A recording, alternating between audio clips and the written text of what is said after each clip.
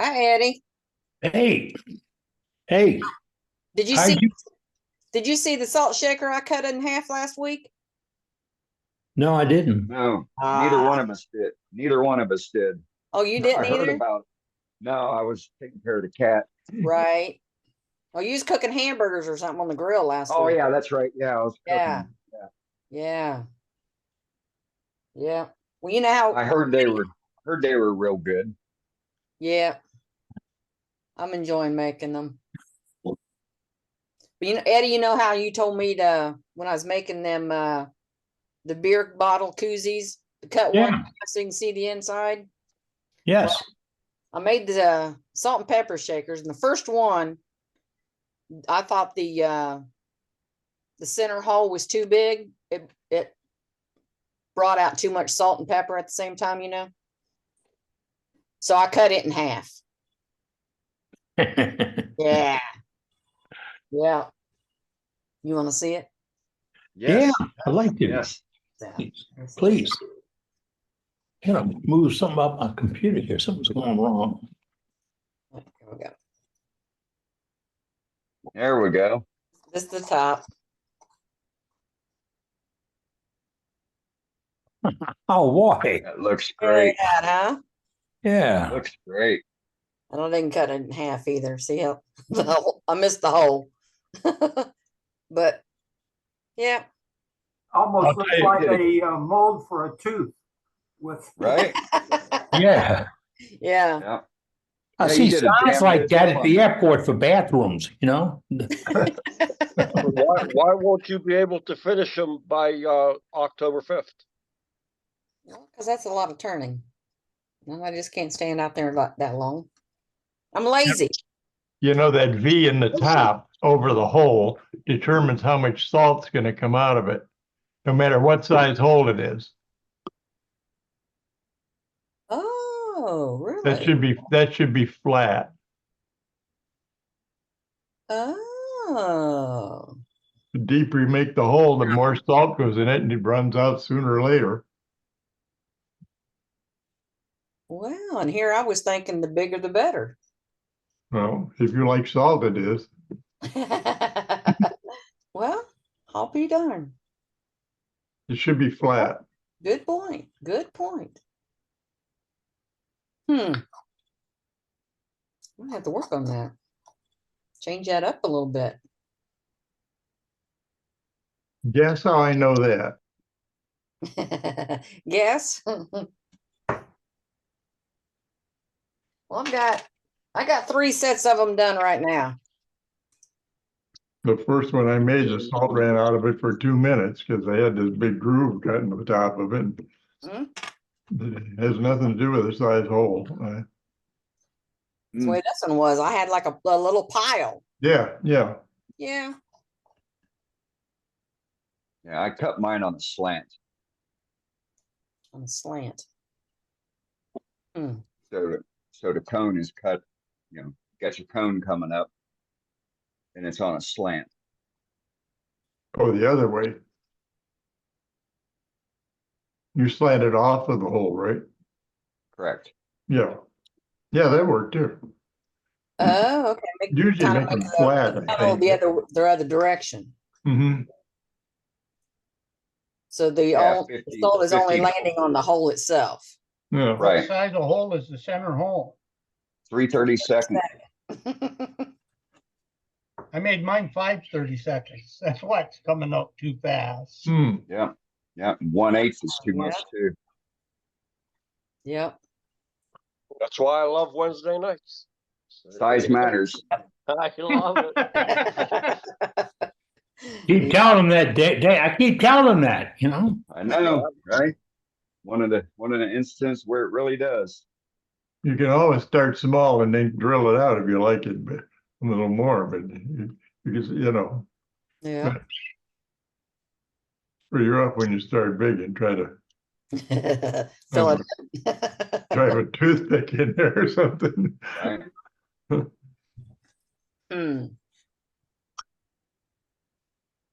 I'm having fun with them. Is that the Carly, well, I asked today and I couldn't see it in the pictures you ran, nice photos. I like the turntable thing for the wedding cakes. But you had some swirlies you put on the top of the ones you showed today on Facebook? Yes, they've all of them, as a matter of fact. Well, no, not all of them. The two sets that I've gotten cherry, they've all got a swirl on top. Okay, Yep. Yep. because I wasn't on my good screen. I was on my iPad out of the deck. The one down here, I just didn't. In fact, I think I answered you just a little bit ago, come to think of it. Okay. Yeah. I had to turn off everything. We got an evacuation order. Got a big gas leak about two blocks away from us. So they've been rerouting this 6-inch gas line from the river for the last year or so, and something went wrong just now. Sure didn't go right because a whole bunch of people packing up, moving out. So they just gave us we didn't have to go right now. So I'm here. I just had to let my boss know you can't come and go to the house. She's teaching dance in school. Sorry, I missed y'all last week. I had a little water. Yeah. I had in front of my house, in my front yard, I had 2 feet of water from rain. And that settled in at about, I guess it was around 7:30 or so. We had a lot of rain from 5 o'clock to about 7 o'clock. And we were buttoned up in tight, and the internet popped in and out a few times and all, but we kept lights on, but we had the doors closed and everything. And my wife looks up and she says, "Wow, the yard looks really wet." She was sitting in her lounge chair and got up and looked out, and I said, "Yeah, honey, it is. It looks like it's up to the door trim on the pilot, and that panics her, But it got up to almost flooding the condos across the road, and that was all from rain. All the pump stations kept their power going, but we had 7 inches of rain in an hour and a half. And that hurts a lot of water right here. Wow, gas last week. I was gonna ask, Eddie, have you ordered your houseboat yet? Water last week. Houseboat.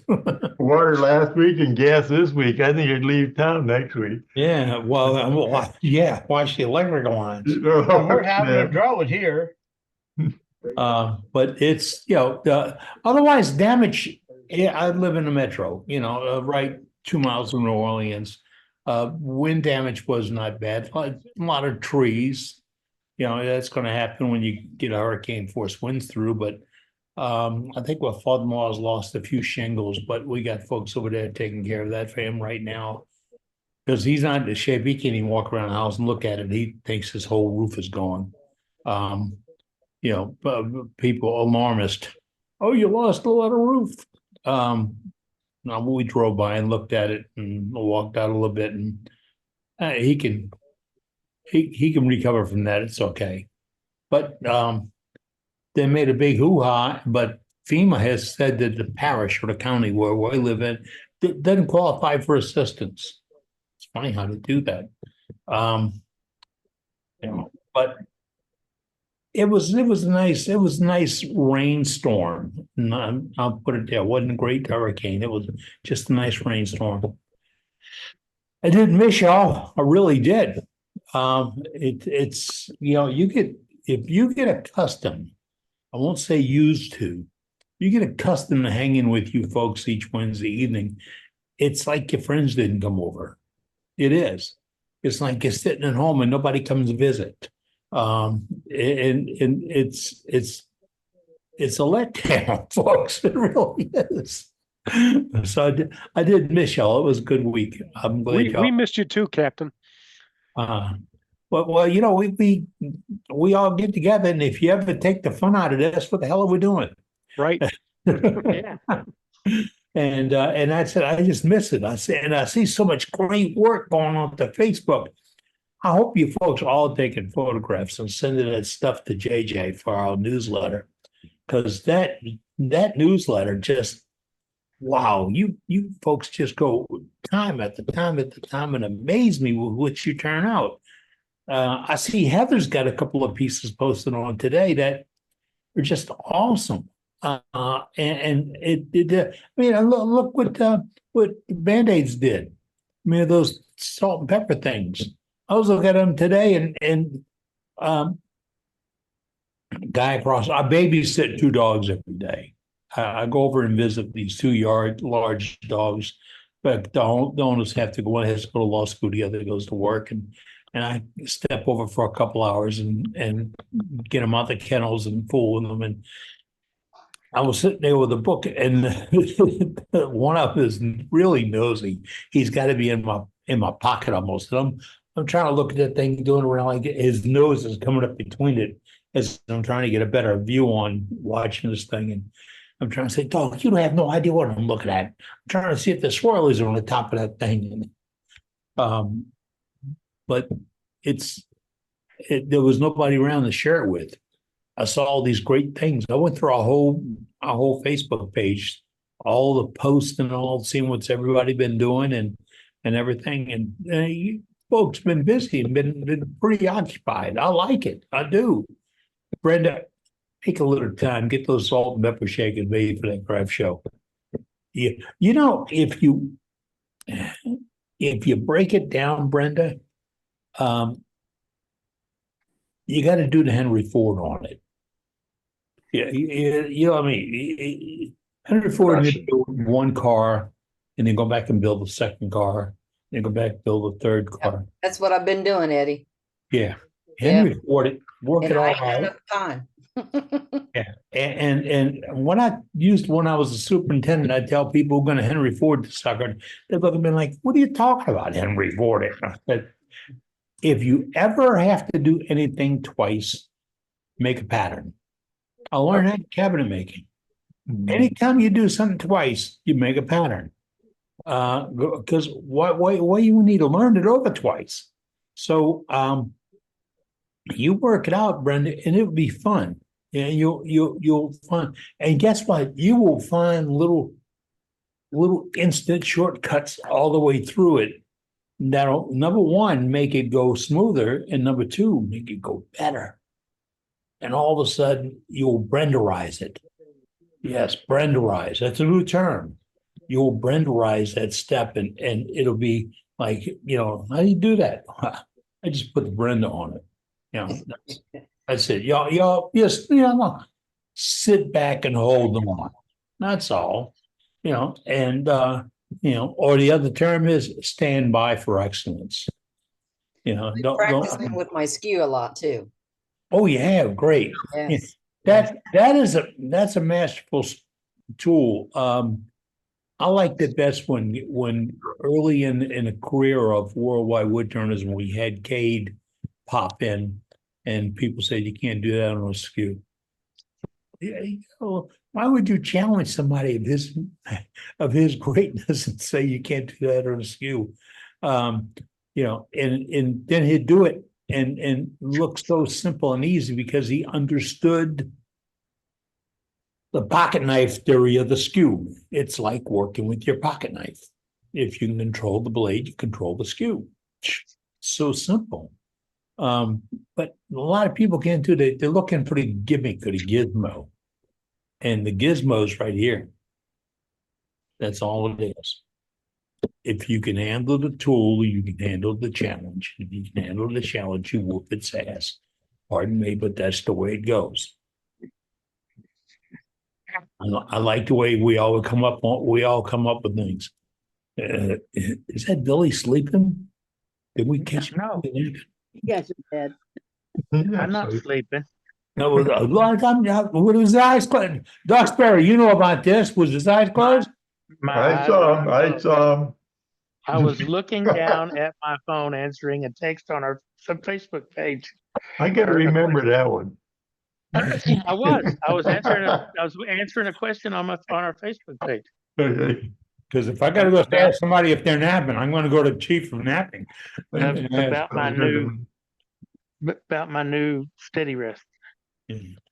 because I'm surprised we don't see Brenda reaching over Duxbury's shoulder doing that.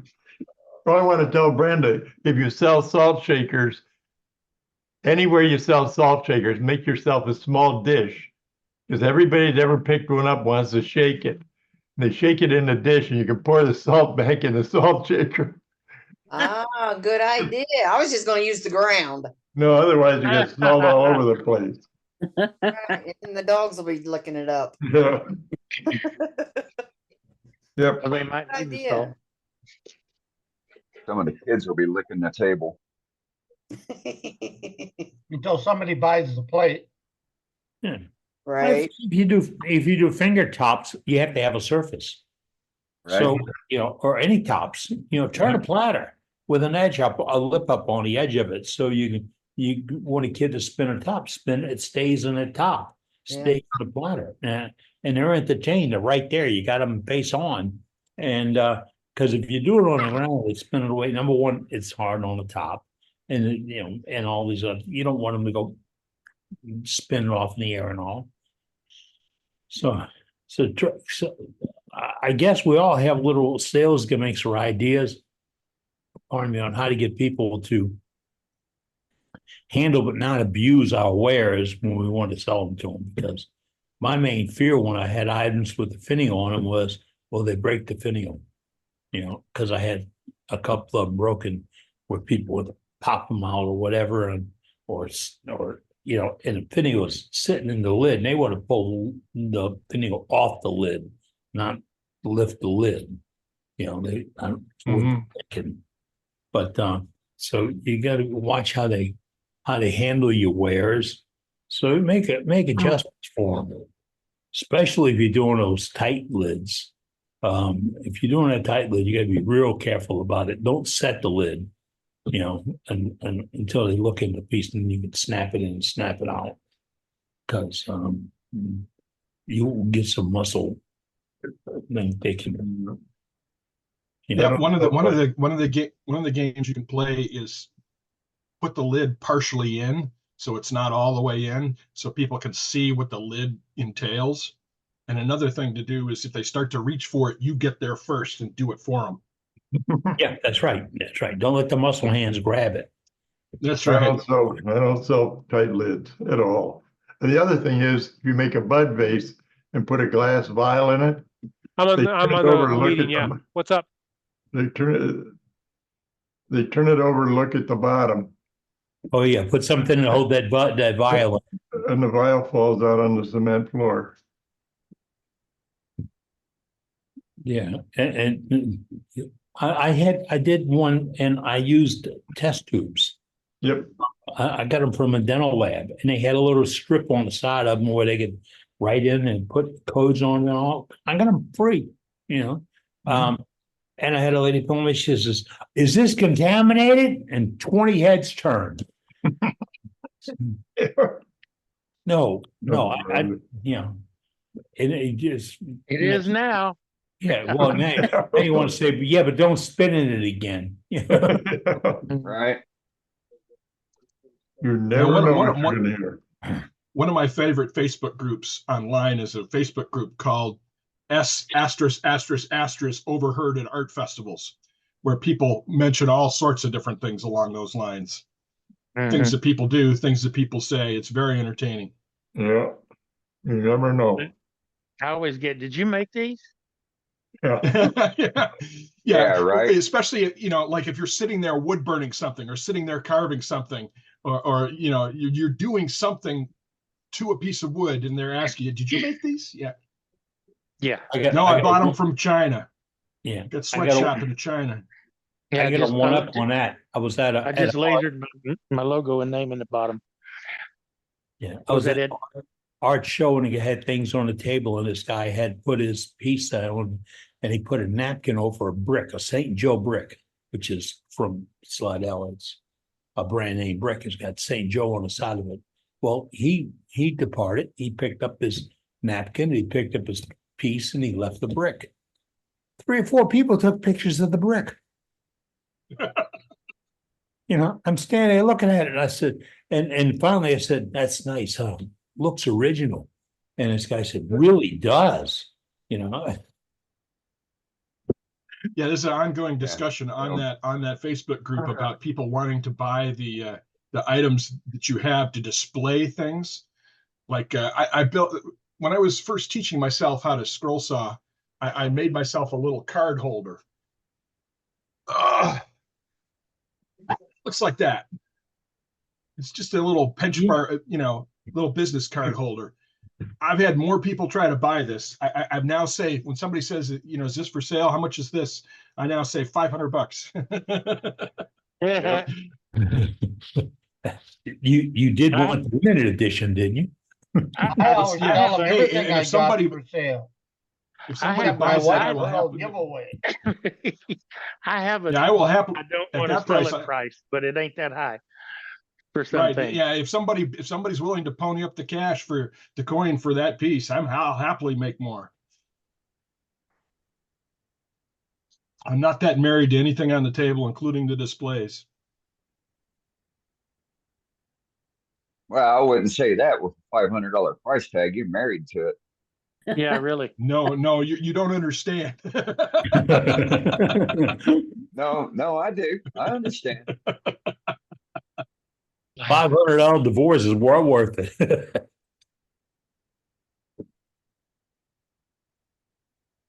No, I have made that mistake. I had several pieces sold that I had put what I thought was an exorbitantly high price tag on something, and it's, Yep. Guilty. Yep. I have to. Yeah. You'll time be in.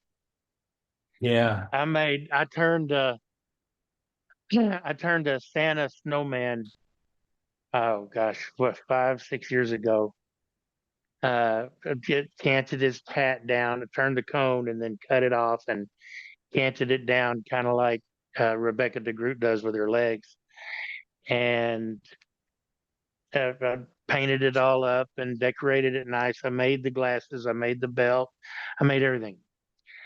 Had a bag to hold the little goodies. I stuffed them with styrofoam peanuts, and one of my daughter's friends, she showed a picture of it, and she insisted on buying it. So I gave her my I don't want to sell it price of $200, and she bought it.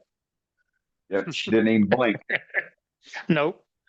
Yep. So then I had to make another one. yeah, exactly. It's exactly how that works. And it sold too. Well, it's a So good you're problem on to to have.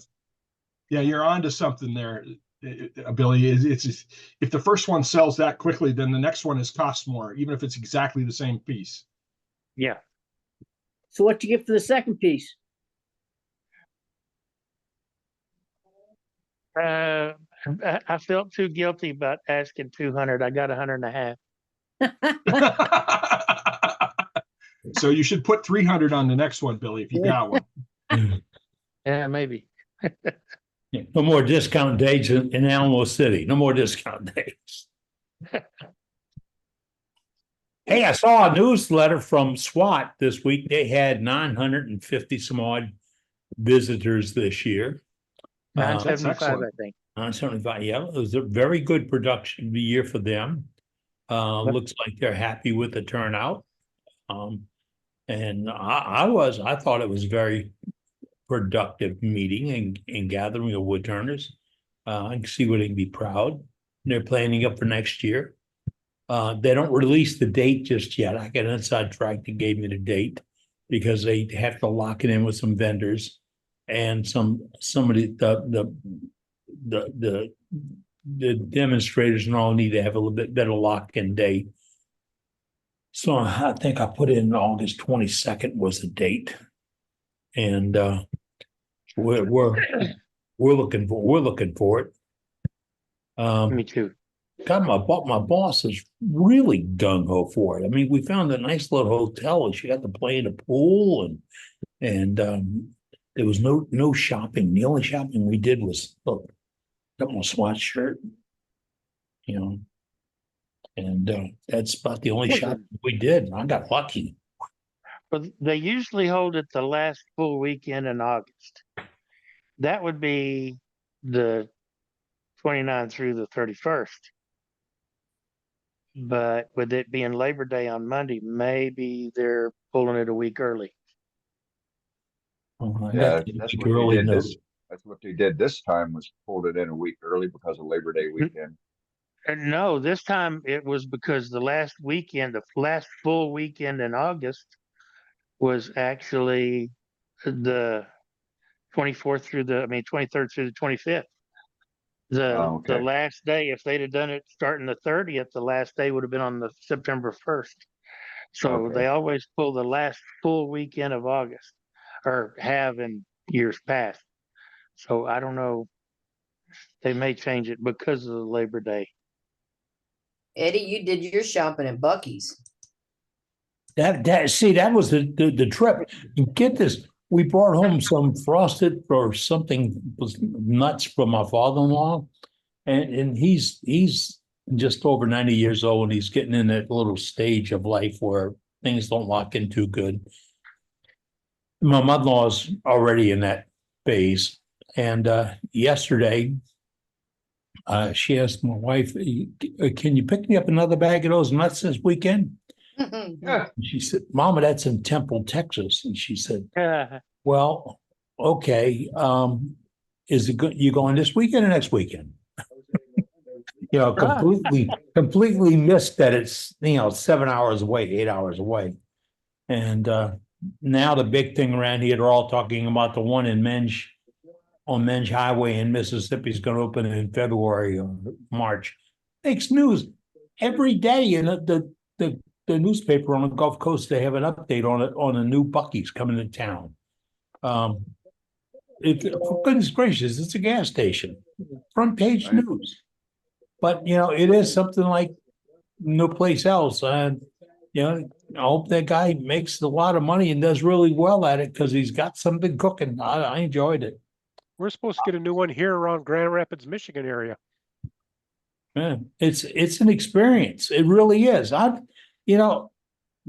got one of my nephews travels a lot. And he says, they're kind of want a price and all this. And I said, but would you stop there? Why do you stop there then? He says, oh, it's interesting. How about that? So, right. Hey, we're at the top of the hour, Eddie. We got a few folks coming in for gallery already. Who's out there? Who's out there? Let's span over and see what Mr. Dawson has got. Is that Al? Al? Al leads off? You mean the rest of these folks are gonna follow Al? No, not really. Can you schedule me for the last one before we go to our demonstration? I'm hoping something dries. Oh, you're not ready? I thought I was, and then it fell apart. Oh, okay. No, Blow on it. Talk about fresh work. Have a good night. Have a good night. Blow on it. What fresh work. Jeff, you're up. Jeff, that wasn't a hard show to follow. There you go. No, not at all. Are we doing gallery then? Yes, Yeah. we are. Okay, Yeah. very good. This is what I've got for this week. This is a cherry vase. I started turning the outside 2 years ago, and then it disappeared, and I forgot all about it. And I found it not too long ago in the garage with a big old crack in it. So I took a Dremel and cleaned out the crack and put turquoise in with some CA glue, and that was the result. Looks So, good. yeah, fun little project. So What do you use to hollow it out? Jameson hollowing system. Okay. Actually, something like this, I could just use my axe, or my Ron Campbell's axe tool, but I had the Jameson set up from another project, so I grabbed this and hollowed it out. So, Nice. thank you. Right on. Thanks, Jeff. All right, let's go to Brenda. Me already? You all ready? All right. Well, let me show you the rest of my salt shakers then. I got, let's start with the first one. These are the first ones I showed you, right? Yep. Salt, Yep. pepper. These are tulip poplar. Okay. Nice. I've got 2 sets, salt and pepper. of cherry. Very cool. Can you see the swirl on top? Yeah. Parfix 3408 finish. Yeah. And then another one. This one here, look at this. It's got a little bit of a spalted line in it. Oh yeah. Still cherry again. And I put the swirl on top. You see the swirl, Eddie? And there's the bottom. He's muted. Yes, I see it. Yeah. Yep. Ooh, they look like eyeballs. Oh, look. Cool. Oh, look above. Yep. And there's the bottoms. Nice. I love that you've waded into these. That's such fun. Yeah. Yep. I'd like to, well, my next set is going to be a black walnut set. So, and for anybody that didn't see them, there's the one that I cut in half. That's the top. Inside, the bottom. Yep. So that's how they work. Vampire fangs. Yeah, vampire bangs. Yeah. Nice job cutting them in half. It's perfect. Yeah. Right. Good wall thickness. Yeah. Yeah. I'm having fun with it. So that's what I got. All right. Thanks, Very Brenda. All right. Good, Mr. Burt. Hey, Billy. Hello, hello. I put a picture of this up earlier on our Facebook page, but I don't remember if I had the scraper in it. I bought a scraper from Doug Thompson while I was at SWAT, and I needed a handle for it. So the first thing I turned after I finished the finish on that Asian inspired box was this Texas ebony handle. Yeah, I think I saw it on Facebook. That's pretty. Beautiful. But I Texas like ebony. Texas ebony is hardwood, right? very. Yes. Yep. Okay. Yeah, it's really hard, but it's no hot spots. It feels great. The only problem is I've got a little bit of a flat spot here, and the reason I have a flat spot here is because I was trying to be cute when I started turning this, and I was turning it offset. So I was doing four axes, the three at 120 degrees plus the center, and I didn't when I made my circles on the ends, I didn't make them small enough. So I didn't make these, I ended up not making these small enough for the diameter that I turned it down to. I was way too big because I'm an idiot. And so in most of except for this one little flat ear, most of the 120 degree facets turned off of it. But oh well, live to turn another day. There you go. Put it in a duck's chuck and you could drill a hole in the thing to fit any size you got. Oh, I know, but Very nice job. Thank you. I finished it with semi-gloss lacquer. I dipped it like I do my pens. So it's got a nice heavy coat on it. It feels good. I've only seen All one right. piece or a couple of pieces of Texas ebony, and they're usually darker wood than that, aren't they? They are, except this sapling, when I cut it down by mistake, because I didn't realize it was Texas ebony, Oh, the sapling was only about 3 inches across. It oh, was I young. see. I see. So it took me it took me 3 times longer to cut through that little 3-inch sapling with my chainsaw Yeah. than it has my oak or the hackberry or the elm that's around here. I mean, this stuff is hard. I mean, it was hard. Yeah. And I'm thinking, when I was cutting it, I'm thinking, dang, this thing is hard. I thought it was hackberry because it had thorns on it, and I wasn't really paying attention to the leaves. And I thought, why is this thing so hard? And when it came down and I saw how dark the inside or the heartwood was, I knew immediately what I had done, and I was absolutely heartbroken. But it's it survived, and it's sending off sprouts back there, and I'm gonna single it down to one. And I noticed the other day out in the circle in the drive, there's another one coming up, and I'm gonna leave it alone too. How long will that take to grow then? It's still growing? It was three. It had been growing about 2 years when it hit about 3 inches. I'm surprised it grew that fast, Okay. but I don't know. I don't know. It's if you look it up, Texas ebony is actually more of a shrub than a tree, but it will grow like a tree if you keep it Prune it. pruned. So that's what I'm planning on doing with these two that I still got. It's a miracle grow. Put a drip line on it, and like Jim said, give it some miracle grow once a week. Yeah, feed it a couple of tree spikes every now and then. Yep. You know, Bill, there's a lot of turners like to leave a flat spot on their handle so they don't roll off their lathe.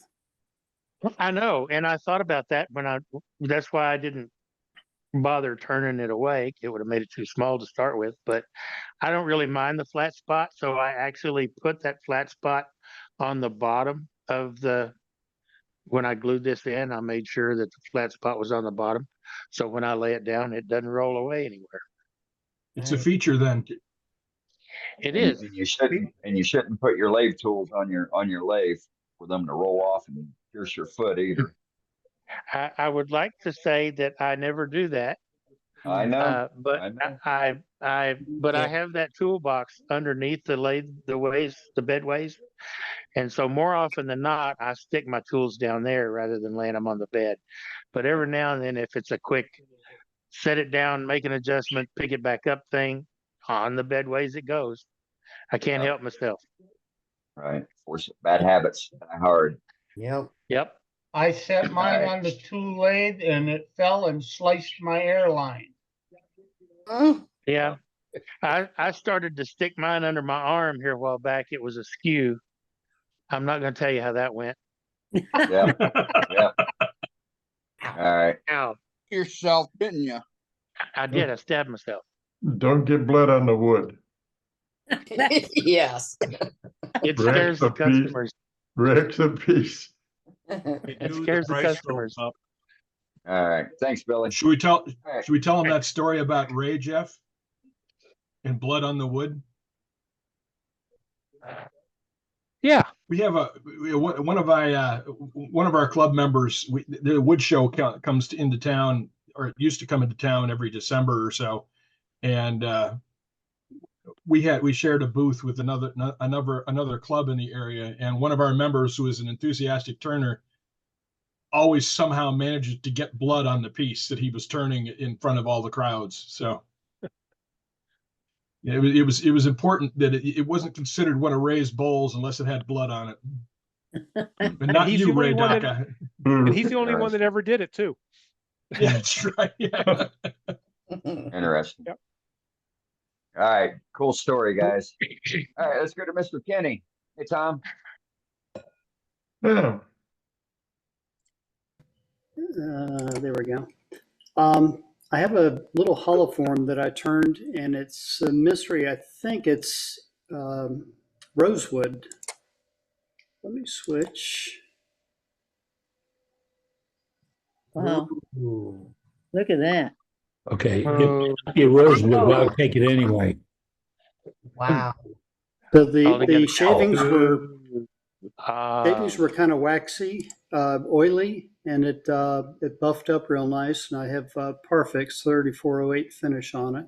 Oh man, that looks great. Very good. That's Thank awesome. you. If it was oily, it probably was rosewood.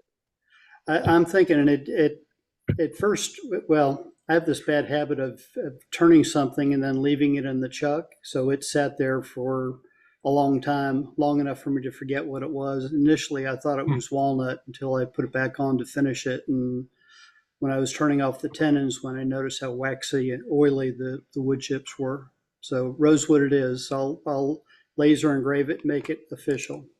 It is beautiful. How big is it? That belongs in the How newsletter. how big is it? It's about 5.5, 6 inches tall. Fairly Oh, small. smaller than it looks. Very good. How big's the hole in the top, or is there one? There is, it's, Just because I'm curious. just under an inch. Great job, Tom. It's a beautiful piece. Thank you. Yeah, it looks great. Very nice.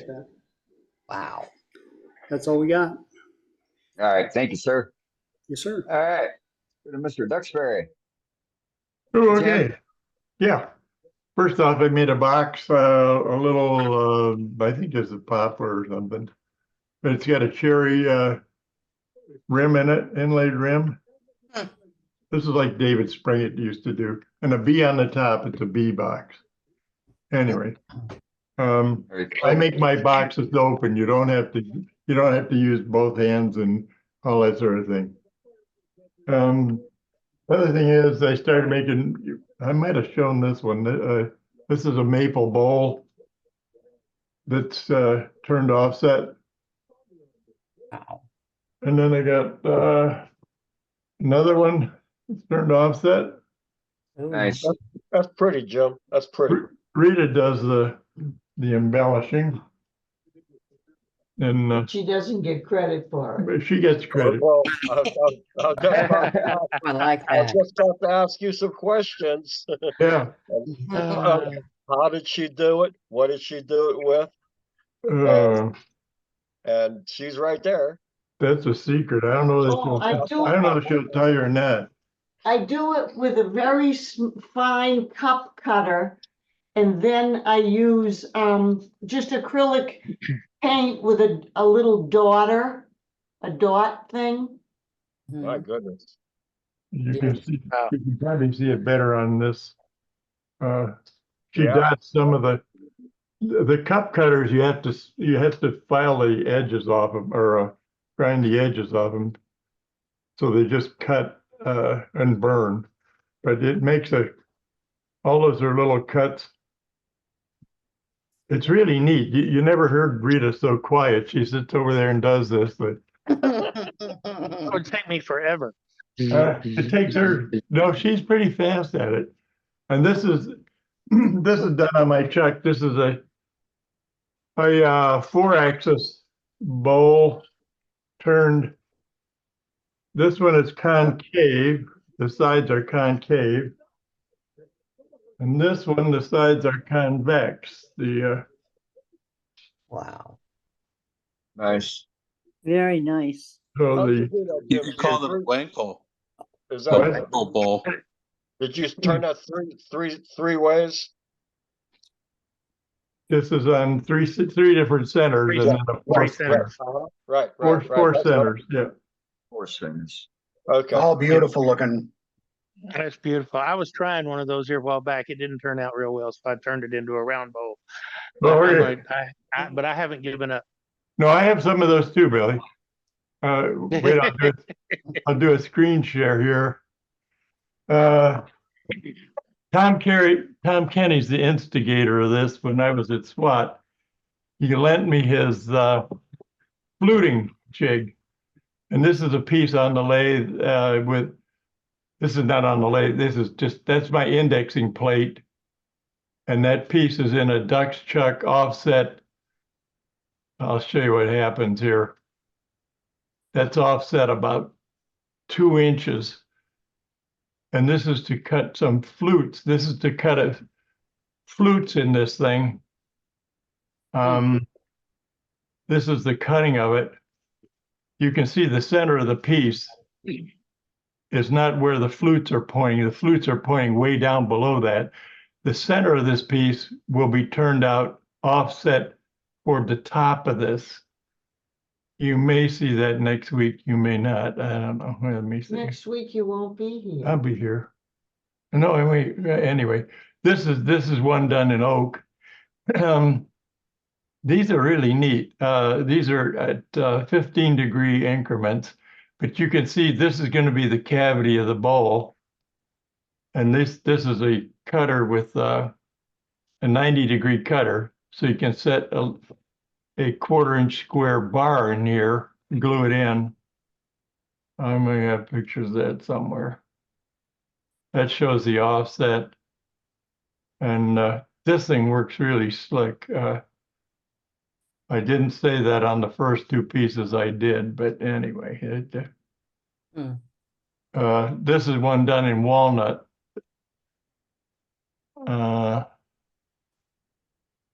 You just push these by hand, but it really works nice. This is his outfit. I borrowed this, or he lent it to me at SWAT, and I wasn't sure what I was going to do with this thing, but it's kind of neat. It's got a Corian bottom on it that Tom Kenny did, and so it slides really nice. And this is his router, and that's my cutter. I was going to use a radius cutter, but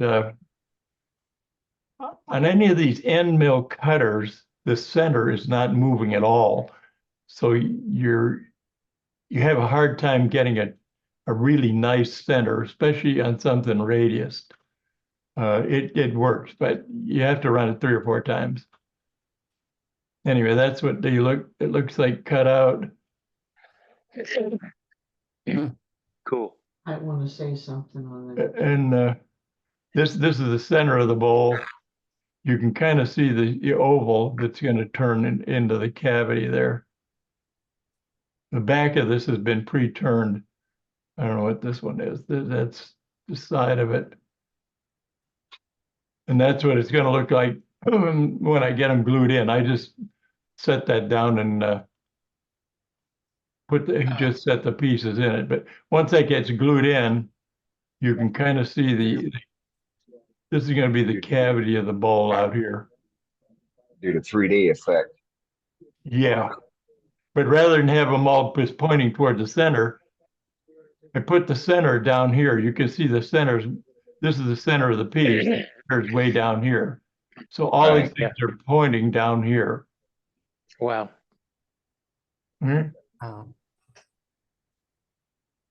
Very cool, Jim.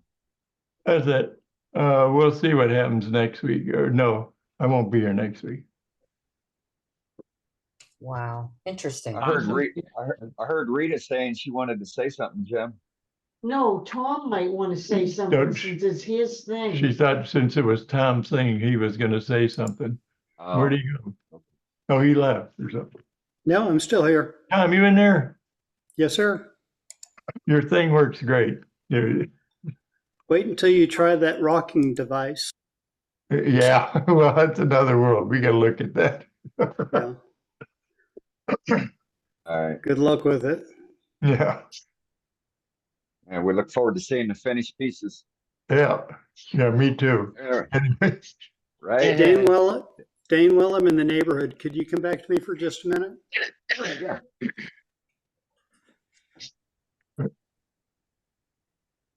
Me?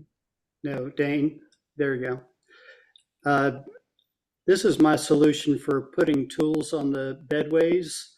It's a piece of that composite decking material, and it's got these little grooves in it. And on the bottom, that fits in the ways, and you can't knock it off the lathe, and it'll accommodate 3 tools. And so I usually have 5 or 6 and a couple next to it. But yeah, you can pyramid them up. Yeah, that's my solution for putting that's tools smart. on the lathe bed. Nice. Right, that's much safer. Thank you. Good idea. All right.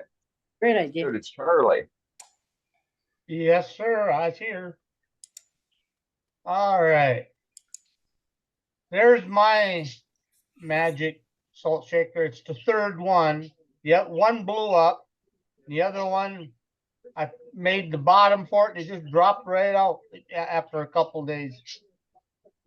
This one, the only thing is I made the bottom hole just a hair too big.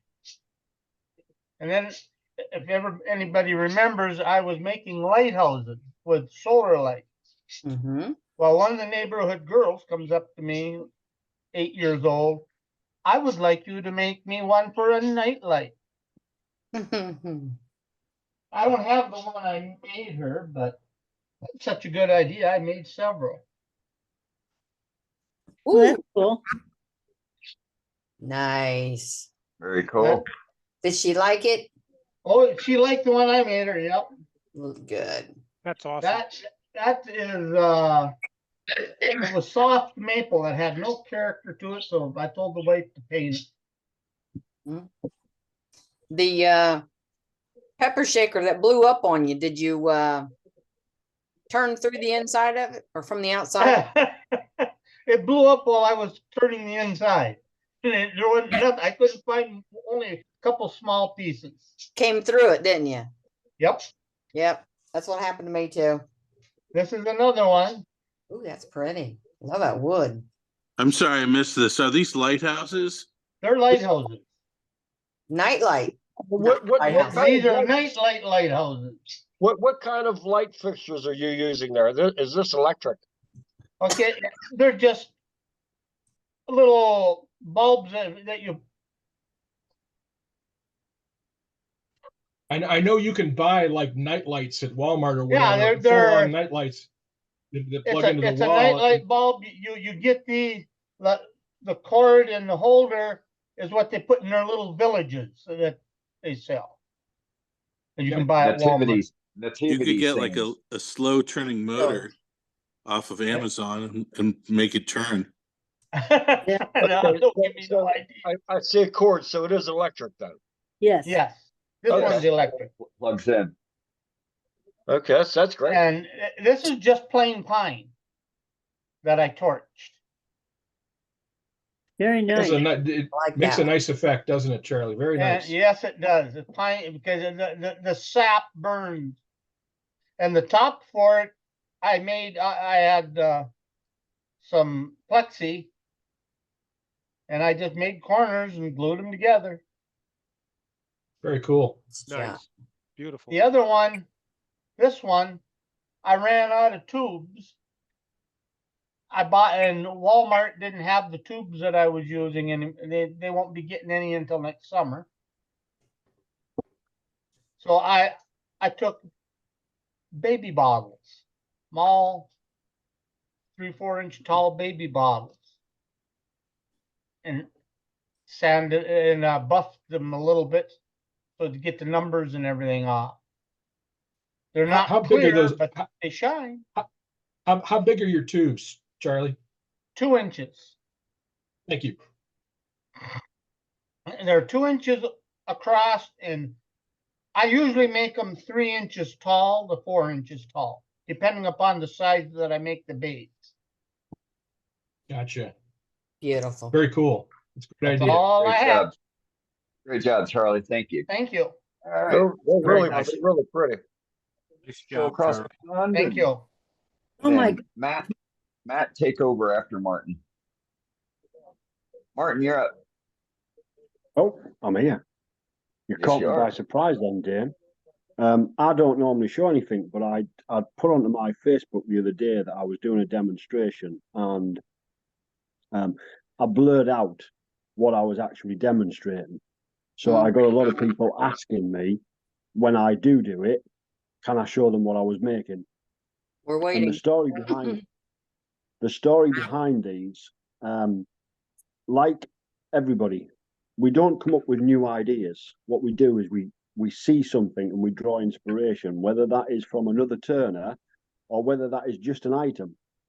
And I actually saw an item. It was a napkin holder, and it was an umbrella, and the napkins were standing in this umbrella stand. And this was about 4 years ago. And I went into my workshop and started to create a napkin holder that was different to the umbrella. I only recently revisited it and had another go at turning it. And that was the demonstration for this week. So I will turn my camera around, and I did these two.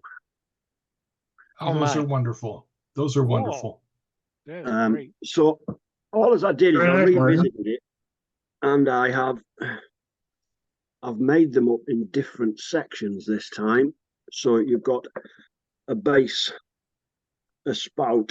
I'll just put my phone, see, because I haven't glued any of them together yet. But it is that section, and each piece is turned separately. So they're effectively the blanks that you would need, and of course the hat. How did you cut the slots?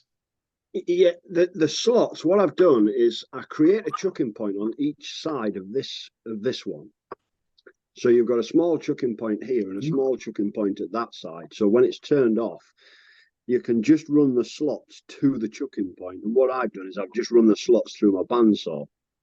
Now, as I reiterated the other night, if you are trying to push 6-inch blocks or logs through your bandsaw, do not go pushing something like this through. My bandsaw is very, very fine-toothed, and it is ideal for this kind of thing because most of the work that it does is cutting off the bits that I've turned between centers. There's nothing substantial goes through my bandsaw, so it's ideal for cutting slots like this. But you could probably use your Dremels or whatever to create them little cuts. They don't need to be very big. On this one, I've done 2 sizes. So if your slots are quite big,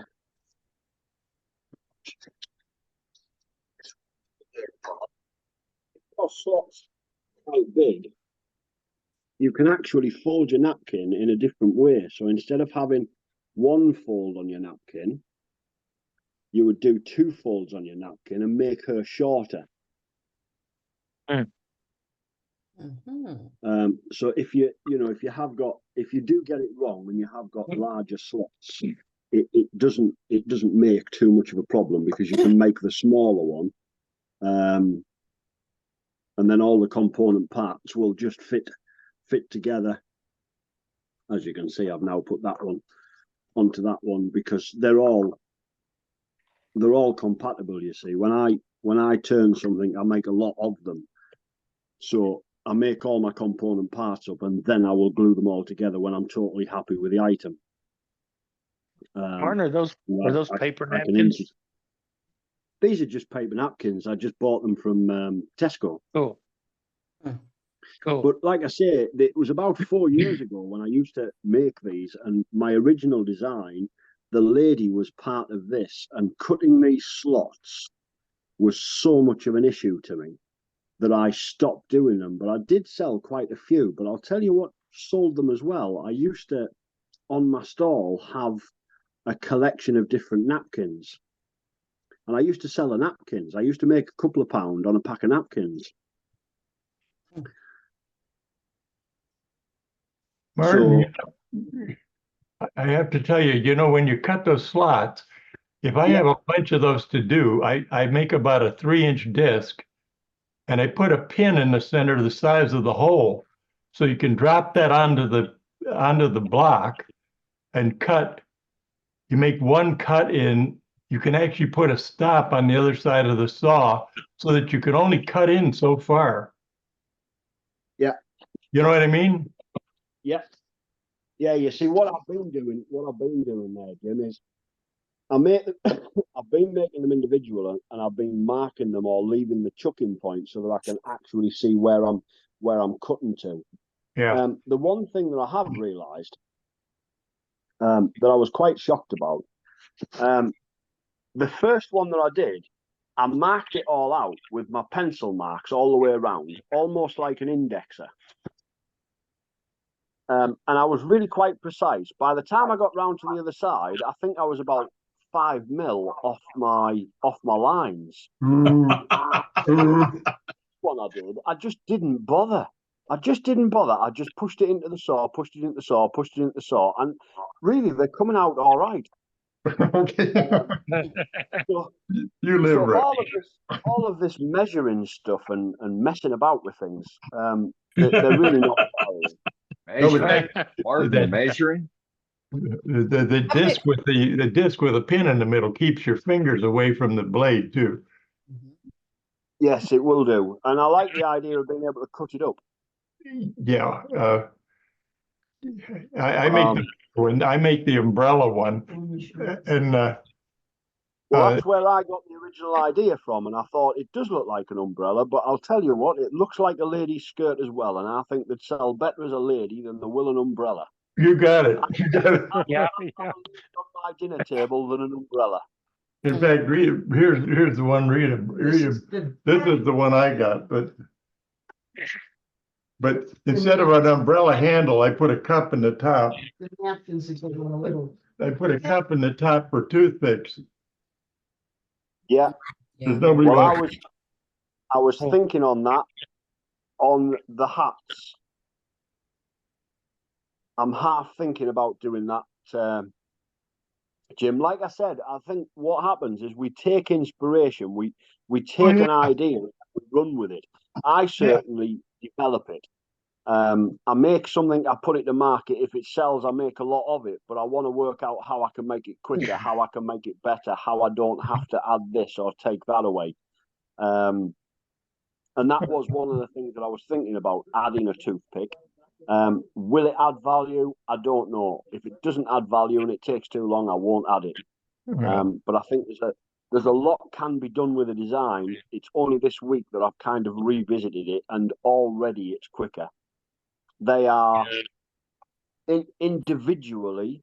When I did a video the other morning, I really worried about it because our demonstrations in the UK at the clubs are normally about 3 hours. You get an hour and 15 minutes, an hour and 30, then you get another hour and 15 minutes, something like that.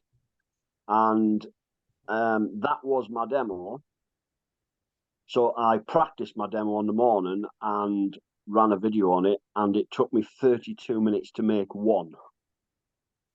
And that worried me. I knew I had to do something else, so I decided I would make 2 of them. And then I was still under the brake, so I decided to add a robot as well to the demo, and then I ended up running over. So it all went very badly wrong, but it was an enjoyable evening. It is worth visiting for me. Martin, what's the size of the center ring thing that you made? The centerpiece. What? The center disc? Yeah. What size is it? It starts off at 3-inch. It's a 3-inch circle? Well, yeah, 3-inch square is what it starts off as. Oh, I see. Gotcha.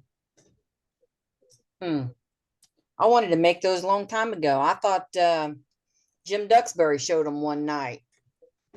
But Yeah, then I think he has too. He makes an umbrella one. That's what he just showed a little bit ago. Yeah. Well, Martin, you've shown those before on here too. I've seen those before from you too, Martin.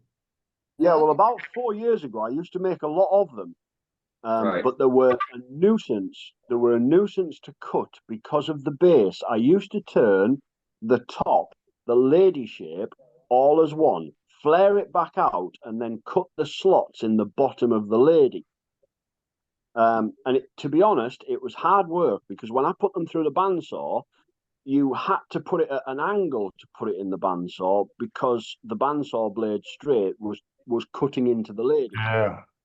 So you had to alter your table and push them through at an angle. And like I said, you get to the point where this is too much hassle. I need to revisit it. Something else is selling, so you make more of that. And I never ever revisited it. It will be 4 years. And last week I thought I'm going to have a go at that because when I do a demo and I do component parts, it makes a better demo than just turning the same thing. I'm not an artistic turner, so I don't paint, I don't color, I don't texture, I don't carve. So I need to come up with something, and people watching me make, a clock or a key ring or the stuff that I do. And one of the biggest things I've always known, to do a demonstration of something that you do not do you're either a very brave man or a fool. Yeah. So you've got to be able to show people what you do. And like I said, I like to try and give a demonstration where people can think about it and want to go into their workshop. And component parts is a little bit more complicated. And you know this, Jim. When you're trying to put component parts together, you need to think about it. Anybody can, no, most people can put a piece of wood on a lathe and create a shape. Yep. But ultimately, to put that shape with another shape and create an item that is worth looking at or can be appreciated is a little bit more difficult. You know, yeah, it helps if you can see the finished piece as one and then break it down into the parts. Yeah, absolutely. Yes. Well, and I don't know about how other people think, but I really appreciate you showing the individual parts and things like that, Martin, because I learn tons of stuff about that when I see it. So it's, you know, especially because, yep. When I'm making something, I never glue it together until it's completely finished and I'm happy with it. You know, so I'm able to pull these to bits and show you. And I'll take some photographs of just the pieces before they're turned so that you've got an idea of size. So Brenda, you can get the sizes off me because there's nothing complicated about it, you know, and once you work out, you know, how to turn the component parts, and you'll be able to do that very, very easily. You said you did a demo on that. Is that demo on YouTube? Is that demo on YouTube? I'm literally uploading a video onto my TikTok now, and I'll drop that across or parts of it onto my Facebook. Okay. Martin, because I've broken it down and speeded it up a little bit. With the piece. Sorry. Go on. Or with the piece still in the lathe, if your lathe has an indexing system, you could cut those slots with an oscillating saw. Highly likely. But again, what I'm going to say is, when I do a demo, I like to do a demo showing people that you can do what you need to do with. There was 3 tools in that. There was 3 turning tools used, and that was it. And obviously the bandsaw. Now, most people will have a bandsaw or some type of cutting instrument. So I haven't got an oscillating saw, so I can only use what I've got in my workshop. Gotcha. It was just an idea. Yeah, it's definitely a good idea. I think, like I said earlier on, I'm sure there's people with Dremels, and you could, like Jim's got there, you could probably do it with a router system and an indexer on the lathe. There's probably lots that you can do to create that and to create them slots. Or those oscillating sanders you can put mouse pads on them. I mean, you can put sanding pads on them.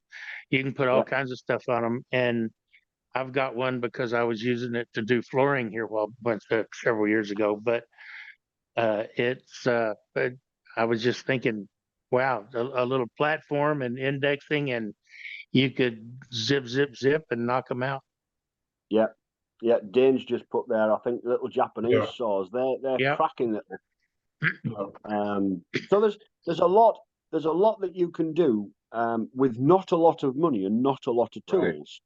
Yeah, you don't need any fancy equipment. Awesome idea, Martin. Thank you. All right, Dane, get me off picture. All right, Martin. Back in the background. Yeah, Matt, who next, we got next? Yeah, next up is Doug. Okay, I am here. Been busy, but only doing a couple of things. What's taking up the bulk of my time are these guys. There've been 20 of these guys come through in the last few days. The first 4, I had a craft show Saturday, and I took the first 4 with me, and lo and behold, every one of them sold. Blew my mind a little bit, but yeah, people are already starting to buy the Christmas stuff. Are you decorating those, Doug? I'm selling these just like this, except that I'm putting a little bit of walnut oil on them. That's the only thing Okay. I'm doing. All right, cool. The idea cool. that people can paint them, or their children, grandchildren can paint on them. That was kind of my thought on them. We may take a few and put a little bit of puff paint on them, just put a little face and little decoration on it, and bump that price up $2 or $3. And people buy those too. The other thing that I'm doing, had a call for some ornaments, and in fact, this was my demonstration from yesterday. Matt, there you go. You were asking if Yep, we'd yep. have it. This started out as the intrinsic color plum, which is a purple. It was really nice. Had it beautiful, and then I put honey on it, and it turned it just as brown as it could be. Honey is just a nice yellow that blends the colors, but in this case, it turned the purple into brown. So That's got a little- fascinating. yeah, Well, got a little rose. It's still pretty though. I like that a lot. Yes, right. I was just gonna say I've got a little rosewood cap on the top. This is a figured maple, rippled maple that came out really nice, and you can see that the color adds to it. And then a piece of I forgot what that base was now, that the bottom spindle. I think that might be another piece of maple, just a regular maple. But anyway, that was my project for yesterday, and it came out really nice. Did have a couple of problems. This was supposed to be my bottom spindle, but it was a burl, and it just broke away twice. And so it ended up being my cap, and then my hole in the bottom ended up being too big. So anyway, it's all glued in. It's working. It's fine now. And what it allowed me to do, because I had to go back and work on it some more. I found that the bottom end of it that was originally in my chuck was a little thicker than the top side was. So I was able to go back and thin it out, and it worked tremendously. So now this ball is a whole lot lighter than what it was yesterday. So I'm real tickled with it. So that's my Christmas work for this week. Thanks, Doug. Yeah, that information about the plum plus the honey is very useful. Yeah, I have them both.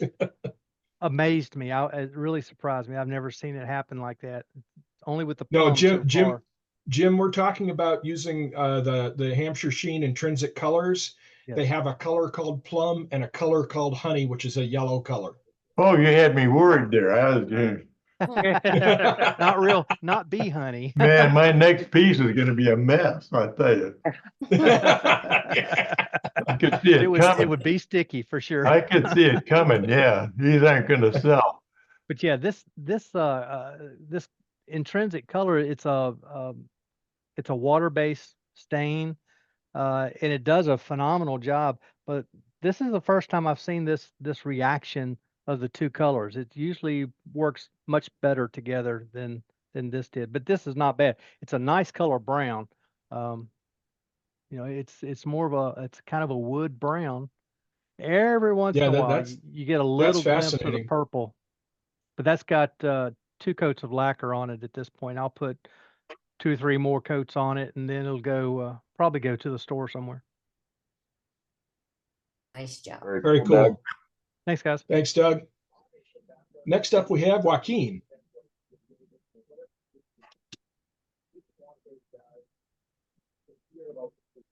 So a friend of mine went to Virginia to pick up a hickory burl. And it turned out just not to work out for his means. He was going to cut it up and make tables out of it. And so he cut it up and gave me the chunks. And I've been staring at this piece kicking around on the floor of my shop for about a year. And it finally spoke to me. This is called Pithology. Where is it? Because there's the pith. Oh, yeah. And it also has this wonderful bark inclusion here. And my actual favorite part of this is this little section of rot right here. I don't know why. I think that's just the coolest part. I took a wire brush and really worked on it and got some nice ridges and just really cool character out of it. You can see a lot of the burl figure. There's a little bit of natural edge on the two sides. And then I did a blackwood insert. And then the finial is Padauk. And I can't tell you why this piece of Padauk turned out as red as it did, but it is very, very red. But it's just Padauk that I got from West Penn Hardwoods. It just turned out very, very, very red. Hey, JJ, how Yes. did you hold that? How did you hold that? The finial? No, talk about the bowl. Yeah. So there was I had a tenon on here, and it was the bottom is actually a little bit thicker than I wanted to leave it, but because of this inclusion right here and the rot section right here, I had to leave the bottom thick, and I turned it until I was sure if I turned it anymore, I'd lose the bottom, and then I just did a jam and cleaned up the tenon off the bottom. But yeah, just a tenon. Joaquin, this is Jeff Walters. I Yes. like a thicker bottom. I really do. It just depends on what I'm turning. And again, because of the characteristics down here, I don't have a flashlight, but you can actually see through all of these inclusions. You can see all the way through. Just because of the nature of the piece of wood, I didn't have a choice but to leave about a half an inch of wood down here. Yeah. Well, that's a beautiful piece, and you've got a very good friend. Thank you. I still have more chunks of it. I got to figure out where in my wood pile they are, but I have more chunks of this pearl, so see more of it. Look forward to seeing something out of them. Thank you. What'd you use to hollow it there, JJ? I used my Trent Bosch hollowing tools. Okay. Yeah, not the system. I just have the three blades. Right. But it worked. I actually was able to get right up underneath here and almost all the way out to the edges here. Oh wow. The sharp hook really does a good job. It gets around, and this opening's only about 1.25 inches, maybe a little less than 1.25 inches. But I really was able to get all the way out, and it's quite. In fact, I had to stop so I didn't go through the side here because I wanted to keep this. I don't know if you can see it real well on this camera, but that's actually spaghetti burl. Wow. Yep. So I wanted to keep that spaghetti figure in there. Nice. Very cool. Nice job, JJ. And Nice job, JJ. that's how well that finial fits. Yeah. That's cool. Looks cool, JJ. Thank you. Let's hope somebody don't break that thing off trying to open it. Oh, no. That's I will handle it to show it to people piece. There you go. Right. You break it, you buy. Right. Yeah. All right. Next very cool. up is Paul. Got to unmute yourself, Paul. Yeah, done it. Yeah, all right, there we go. Yeah, just to follow on from last week's demo, the box that I made last week, I mean, at the end I showed those that were still there, but I've returned. What I did was put a spigot on the bottom there so I could hold it again, and then return the rim to get rid of that bit where there was a chip in it. Oh, nice. So I've returned that part and reshaped it slightly, so it's changed a little bit, but that's the finished box now. Nice. That was very beautiful. With it turned, and that's it. That was Very very cool, cool. Paul. But yeah, That I was think a I'll great try another demo. one and color it and see how it comes out. So watch this space for the next one. We will. Great job. Sounds good. Also, Cool. I watched back the video, and yeah, the audio definitely wasn't good on that. I think I figured out what was wrong. I think Zoom had reconfigured my audio and reset my mic input to be on the laptop rather than on my headset, so it was not coming out very well because I was a few feet away from the laptop at the point when I was on the lathe. So I think that's what went wrong there. So I have to remember to check that next time. Yeah, it It's was done that on weird me because before, but not for quite a long everything was time. working. Everything was working fine when we checked it a couple hours Yeah, before. yeah, I think it was Weird, you right know? at that point, and for some unknown reason, it changed between that and doing the demo. But Yeah. that's life. Oh well. Never Well, fails. you you showed your steps really well. So it, the narrative was just icing on the cake. So it was a great demo, Yeah. like Leonard also said. Yep. That's good. Hopefully I'll get it right next time then. Yep. Yeah. But Thanks, Paul. On a slightly different subject, I went to my local club tonight and we had a demo from a visiting professional turner. And at the beginning of the evening, he stood up and he was wearing sort of safety specs rather than a visor, which, I mean, goggles or safety specs. He was turning small things anyway, which in theory I would say is probably adequate. But he went on to say, you might wonder why I'm wearing these and not a visor, and said, more or less, what he said was that the visor, if you're wearing a visor when you're turning and it does sort of take an impact, it's going to cause you more damage than if you're not wearing it. I thought, hang on a minute, that doesn't sound quite right to me. So and he was basically saying that in his opinion, the visors were detrimental in that sense. So I thought, well, I'm not going to let that go without challenging it. So I did. But yeah, I was quite surprised and almost shocked to hear somebody stand up and say that. So yeah, definitely not the message I think we really want to get across, is it? No. And I know I several people disagree. I know several people who would strongly disagree with that, including my fellow club member Jeff Walters, who took a piece of wood to the head and the visor saved his life. So Jeff, yeah, right there. It happens a lot, believe me. And yes, visors. I work construction for 40 years, and believe me, that saved my life 100 times. Yeah, definitely. Yep. Yeah, my club feels so strongly enough about it that we have just begun to institute a rule to make all our demonstrators wear visors. So that's natural selection, Paul. Right. That's natural selection. Yeah, perhaps, yeah. Well, if you survived long enough to be a demonstrator, it hasn't selected hard enough. I even wear a visor when I'm turning pens. Some people say you don't need it for something that's small. No, not true. No, anything spinning, I would put it on. Yep, exactly. Yep. But thanks, Paul.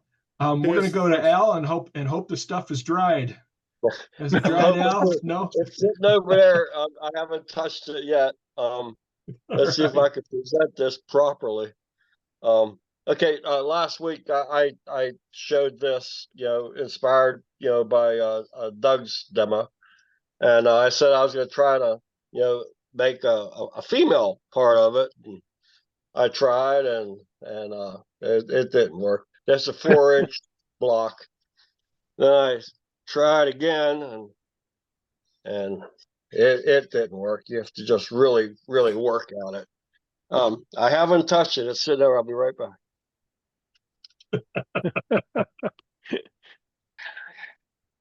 Wow, man. Well, I love that he wades in, man. That's great, though. You know what I mean? Right. Yes. No. I met my wife 50 years ago, and we've been married 48. It didn't go. I'm just got to just hold together. And I had to use a 6. There. Okay, it's not glued at all. I made it out of a 6-inch piece, and you have to when you're working with anything with female, you have to give it a lot more attention. You have to give it a lot more. You have to pay a lot more. And I got it to work. So I decided to give myself a trophy. So this was cool. So this is my female, because now my wife, I'm happily married. She's my funny little honey. But nice. Very nice. That's cool. So I like that. I like that a lot, Al. Nice work. This is a trophy. There you go, Al. Fantastic. So, but here it's not glued. It fell apart. But anyway, it's just goofing around, and again, I just love. Thank you. Everybody have a good night. You too. You too, Al. You too, Al. Good job. Dane, do we want to go to Safety Sue? Yes, I want to go to Safety Sue. And then we will have our demo following Safety Sue. Hey, So, Dane, can you come to me before Safety Sue? oh yes, yes. Let's go to Scott because he's got a guest. This, All right, this we got is you, Scott. this is Breck, and he's part of Breck. he's part of the Northern Woodturners Club. And I did an open invitation for him to come and join us tonight. So he's not real fancy on the computer, so he's coming and learning with me. Right Cool. on. Oh, glad to have you, What Brett. are you thinking of welcome. the experience, Brett? They're asking you what you think of what you're seeing so far. Oh, intriguing, interesting, a little baffling. Right on, right on. Yeah, we're a little different. We got something going on that's not even attempted to be duplicated yet.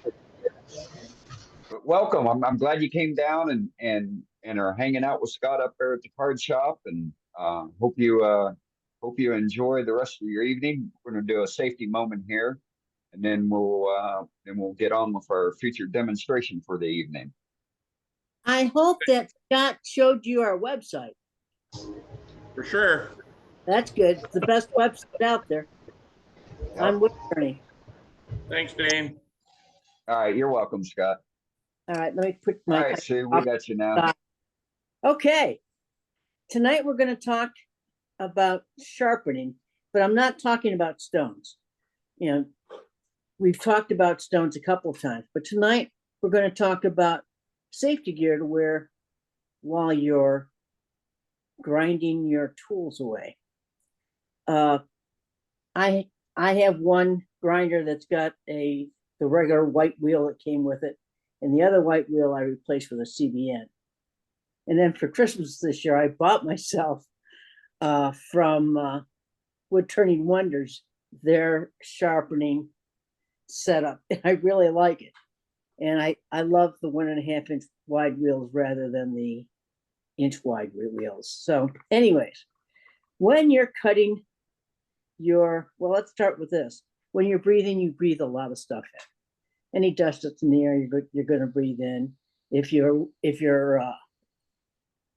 allergic to some things, all of a sudden you have an asthma attack, or you have hay fever, or whatever else you have. We recommend face masks when you're turning wood, because some of the wood can be dangerous, you know, whether it be a exotic wood or a domestic wood. I know some people that get affected with pine. So face masks or face respirators are the way to go when we're turning wood. But it's also the way to go when you're grinding or sharpening your tools. You know what happens to your lungs when you breathe stuff in?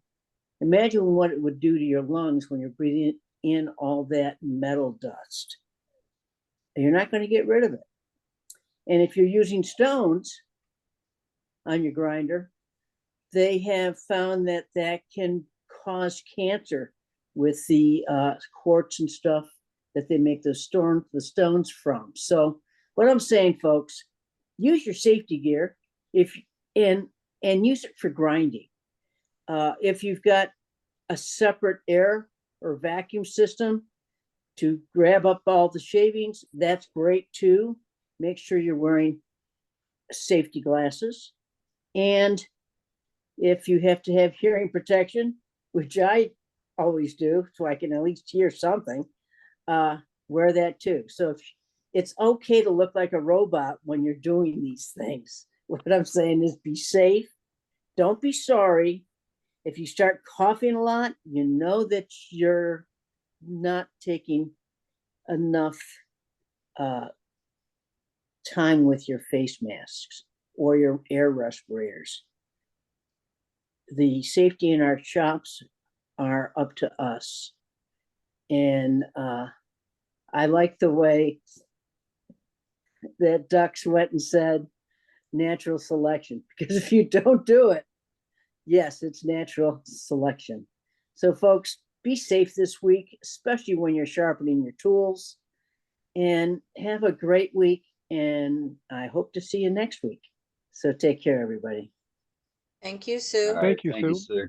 You're welcome. All right. Good safety moment there. So, all right. So next up, we have Mr. Dewey Johnson for a demonstration tonight. It's going to be his demonstration. If there's any questions or comments, you can put the comments in the chat. Questions that you don't want to put in the chat, you want to ask, hold them till the end of the demonstration, unless Dewey wants to solicit participation from the crowd during his demo.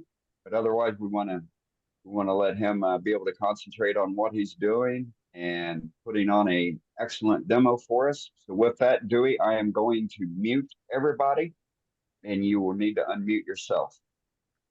Muting everybody now.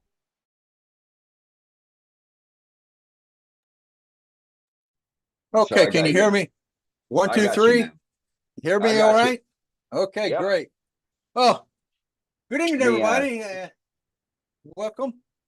Before we get started, I want to kind of give a progress report on something I was doing last week. I was I had a little piercing jig I made, so I went ahead and got it all pierced out, and it's kind of rough right now, but I got a lot of sanding to do, and then when I'll give you an update next week. Hopefully, I'll get to do some work on it this week. But anyway, we got that done. Thank goodness.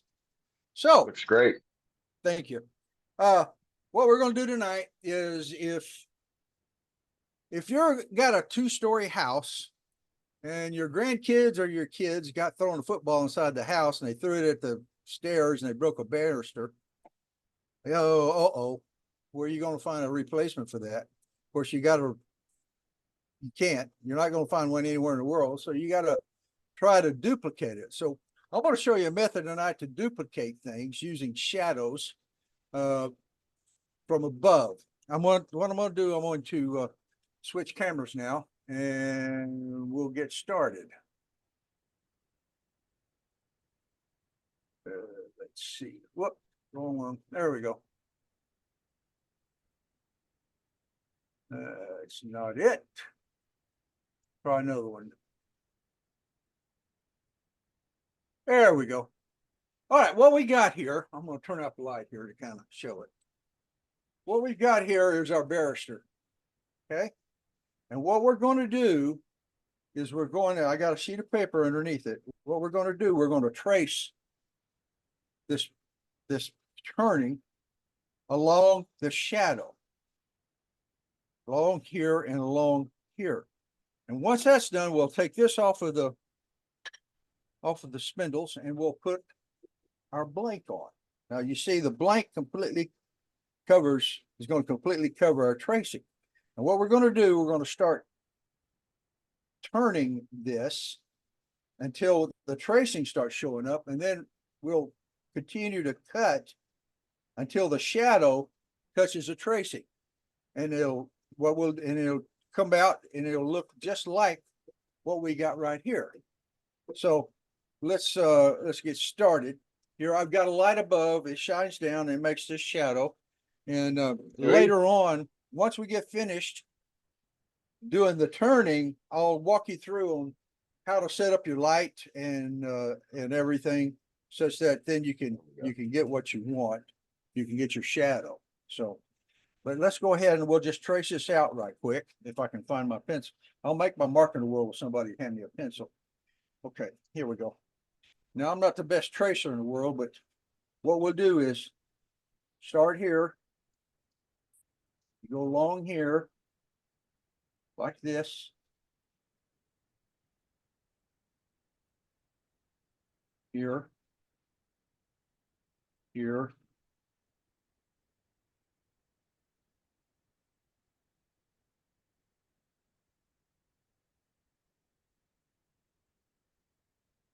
This. Along here. Whoops. Here and like this. Now we're going to do the back side. Here. Around here. Round. And round, up and down, roller coaster time. Okay.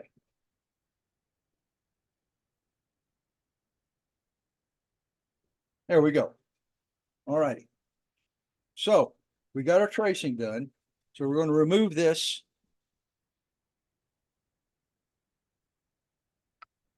There's our tracing. It's not the best tracing in the world, but you know, it's good enough for demonstration purposes.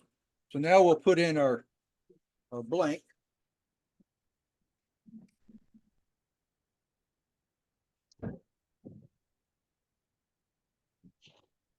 All right, there we go.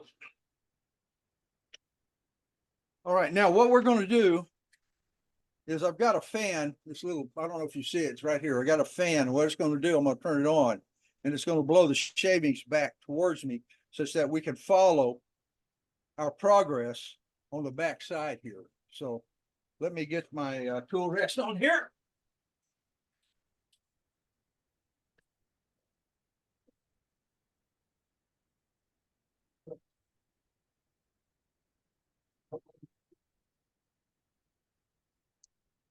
About right there.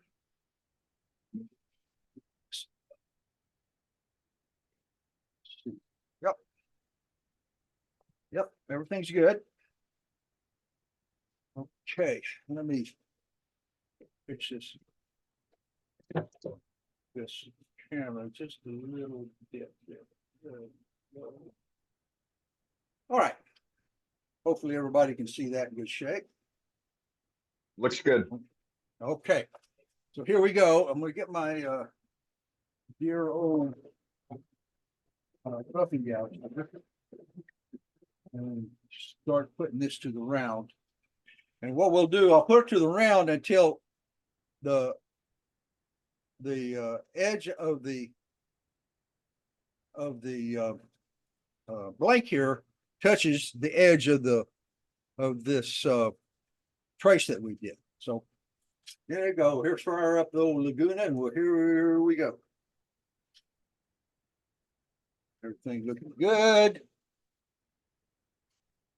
Speed it up. All right. Here we go.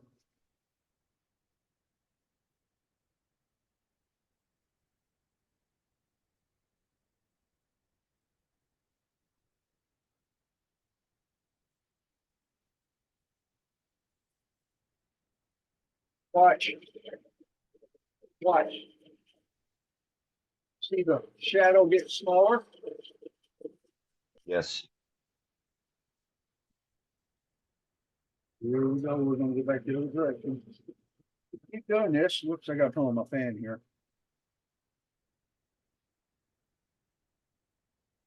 There we go.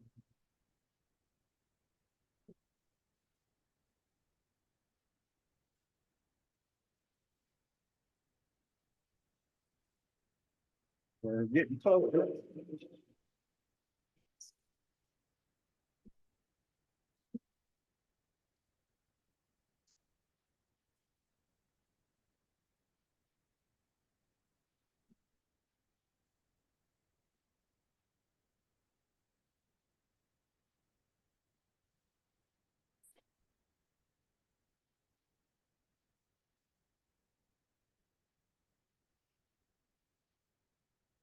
All right, looks like we're right there. Pretty close. Yep, looks good. So this the blank now is pretty close to the diameter of our original thing. And so what we're going to do now, I'm gonna go ahead and make a couple more passes here.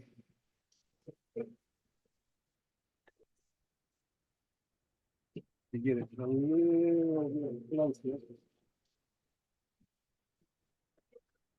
A little bit wider.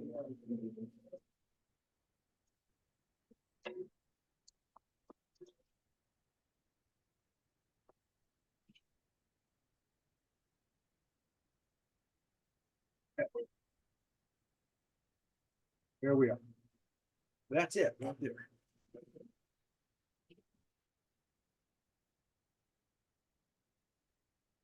Very good.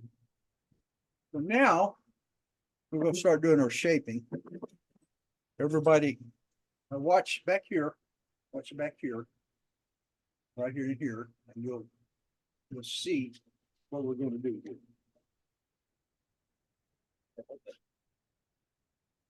Tool wrench just a bit. Go. Okay.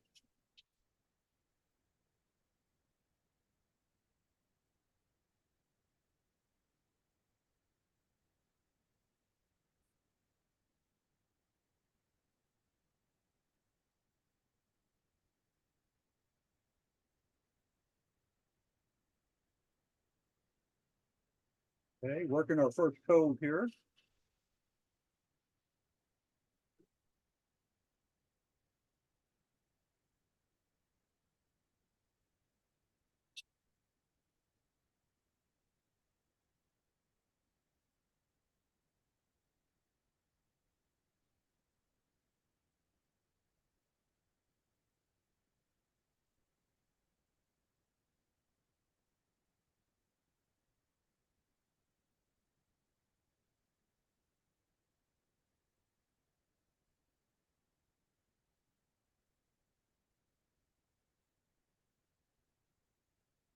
Okay. Now we'll go to our next code here.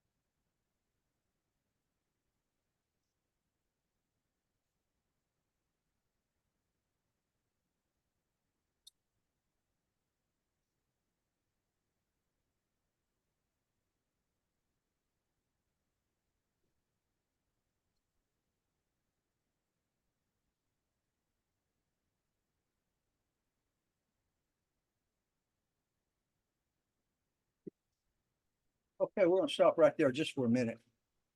You can see, hopefully, you can see where this line is. It's a little bit faint, but right here you can see the line, and here and here. There's a little bit of a hump here that we got to take care of. We'll do that here in a minute. But this is still pretty deep. We still got some more to do here. So hopefully you can see how this is taking shape and how we're following, using the shadow to go down to follow the template that we made a while ago.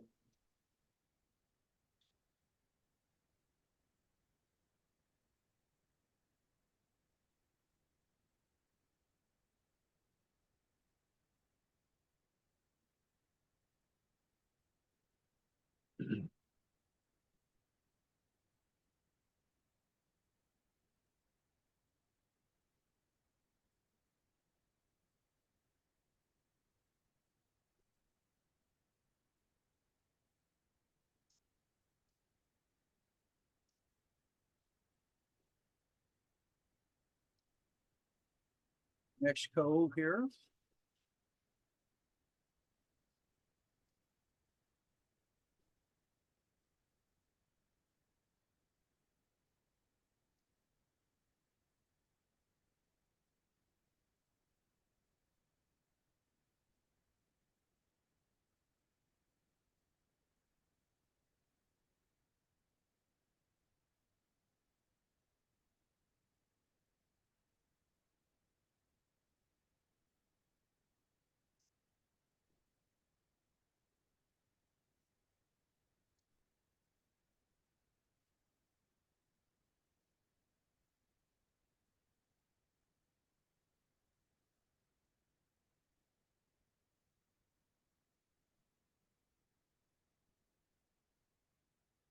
Now we're coming up to a point here, a peak.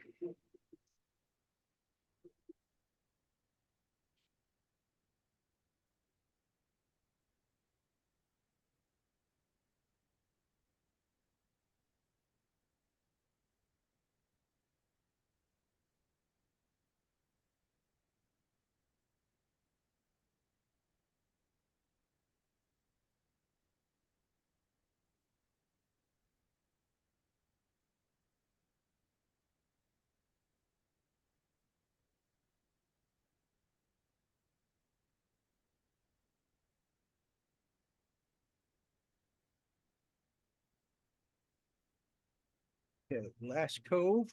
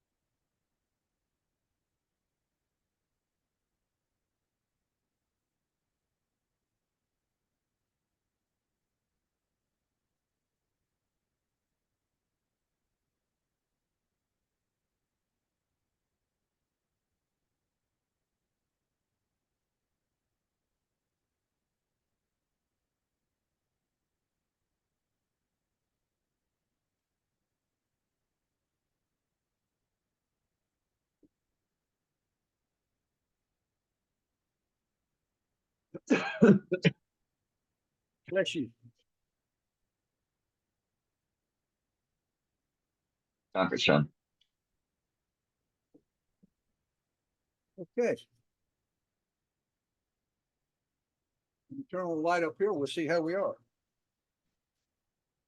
Wow. Look at that. Okay.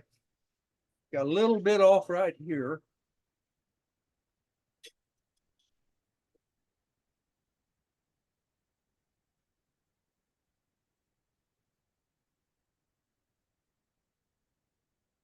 Right here. So now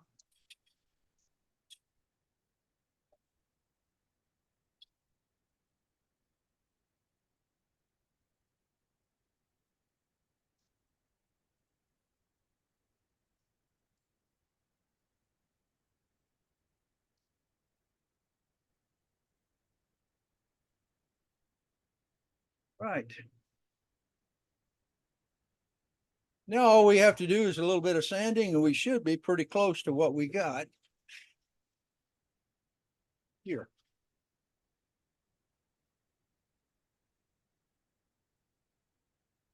So, anybody have any questions at this point? Well, there's a question on setup, but we'll wait till you're ready to explain your full-on setup. Yeah, we'll get there here in just a minute, just pretty Exactly. quick. Just pretty quick. That's impressive. Well, you know, it's a real easy way of duplicating something. And I've done eggs. I cannot turn an egg without some sort of pattern. So I use this to turn eggs. And I'll show you how to do that here in a little bit. Okay, now setup. Let me take this out. What you got to have, I'm gonna switch cameras on here. Let's see where we're at. Yeah, here.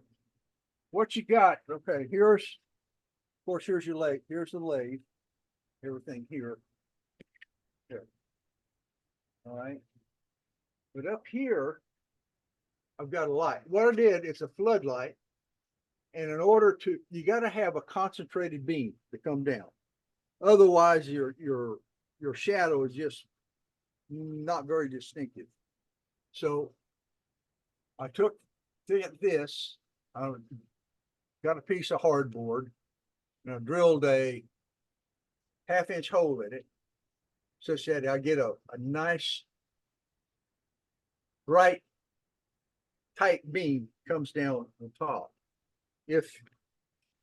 And the thing is, the higher that you put this up in the ceiling, if you got a real high ceiling, if you can get it higher and have a real bright light with this real concentrated beam, the shadow will actually get closer to the dimensions of what you're trying to turn.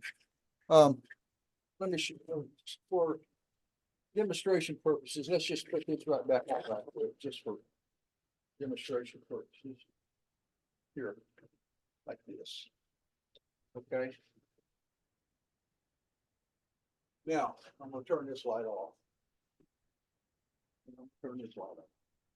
All right. Now, switch cameras.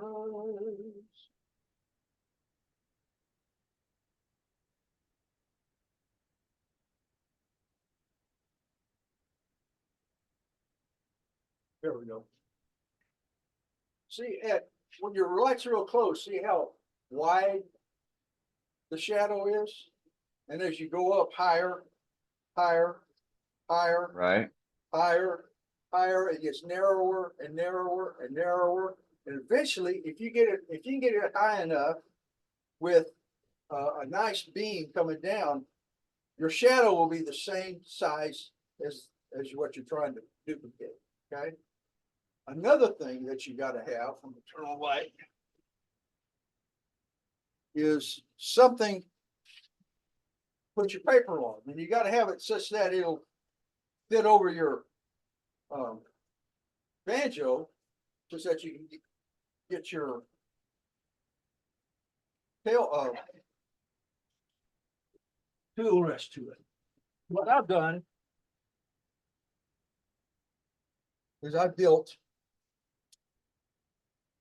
this out of plywood that I was able to confiscate, didn't have to buy. Just a platform like this. And it's got space, it's got blocks here that are exactly the same width as the gap in your waves. And it's got, let me show you. Here. I've drawn a line that's exactly the center line of the waves. I mean, this line is just in the middle of the gap on the waves here. Okay. And what you got to do is you got to line up your lathe and you got to get your light directly overhead. And the way you do that, the way I do it, is I use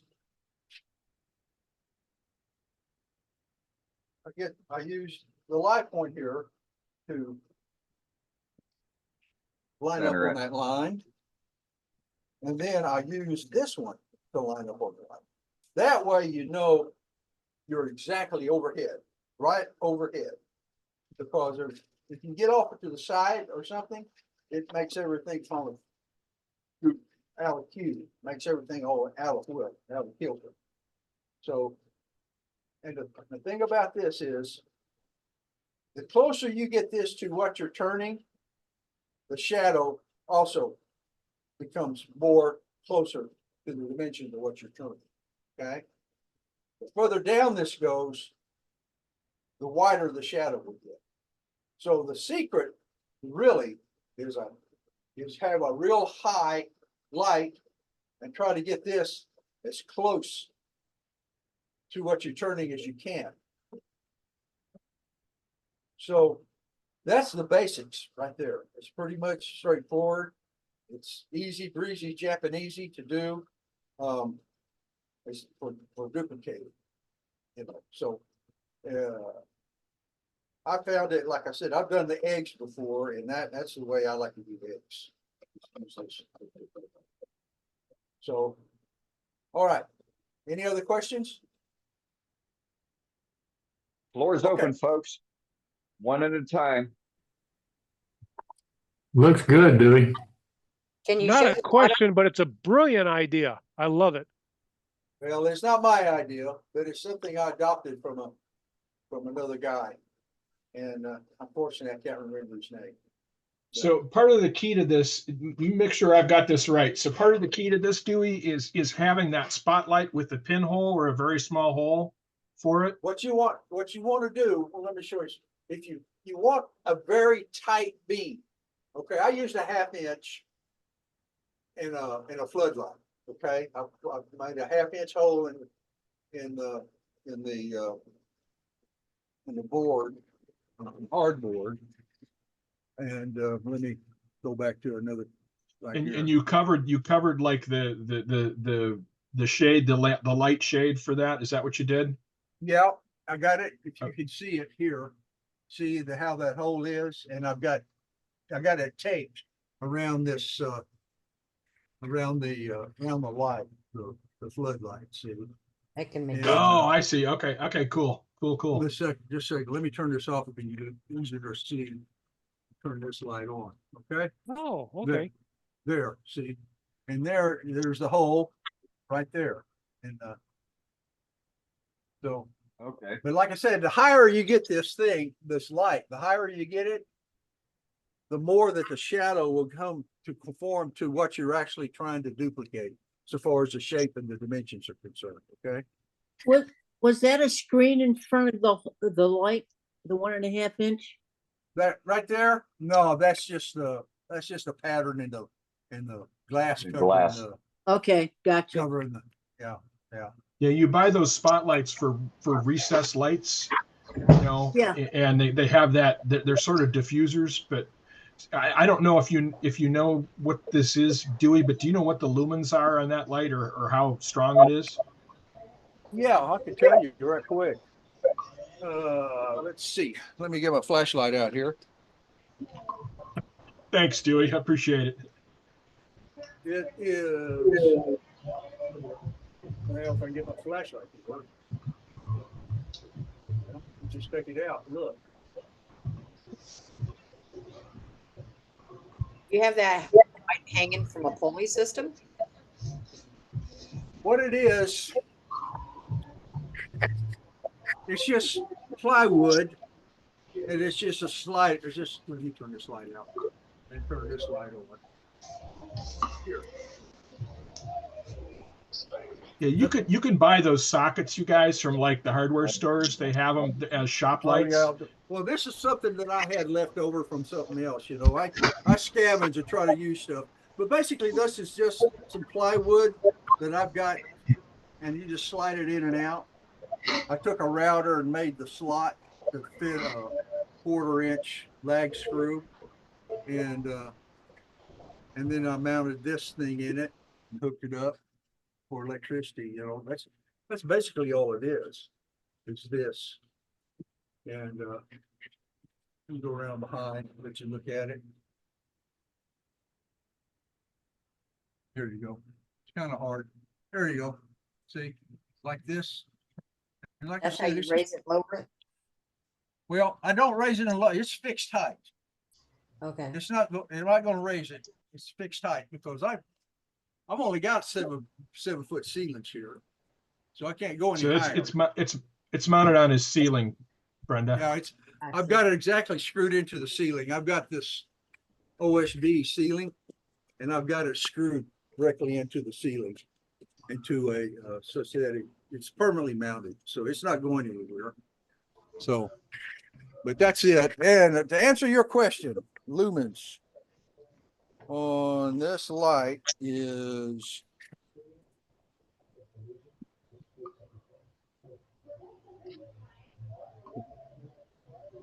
I'm getting old. I can't see what I used to.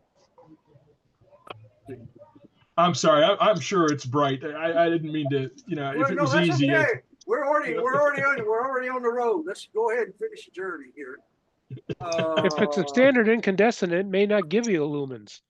Yeah. Right. It's an Probably LED. 100. Maybe. It's an Oh, LED. is it LED?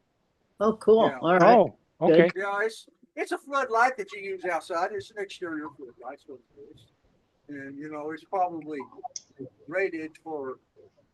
Probably filaments 25,000. is- Yeah, it's probably rated like 100 watts for the filament. Now, is that light directly above the ways, like centered to the Yes. ways? Okay. Yes, it is. Yeah, you Okay. have to have it that way. You gotta have it directly overhead. To make it come out right, otherwise it won't work. It won't work. Okay, how were you adjusting your focal length for focus with that, Tui? I don't. I can't. It's fixed focally. Okay. Yeah, I thought he raised it to make it focus a little better. Yeah, you were saying up a little or down a little or what, and I was. Well, what I'm saying is if this is higher, if you want to make one of these and the light, if you get the light up high, then your shadow gets closer to the actual dimensions of what you're trying to turn. Okay. And All a right. second, let me change. Here, see? And turn this light out. See? So the higher you go, the shadow is going to get narrower and narrower. And eventually, if you get high enough and you got a bright enough light, it's going to be the same dimension as what you're trying to turn. See here, on this one,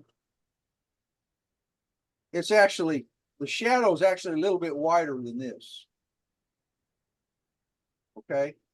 If I was to get that light up higher, that shadow would shrink and become very, very close. It would actually mirror this thing. Okay. So that's Oh, I see what you're saying now. yeah. That really doesn't really make a whole lot of difference. As long as you get a clear shadow line that you can trace and you cut Yeah. to that shadow line, it's going to be the right size. Right. Yeah, Right. Yeah. Right.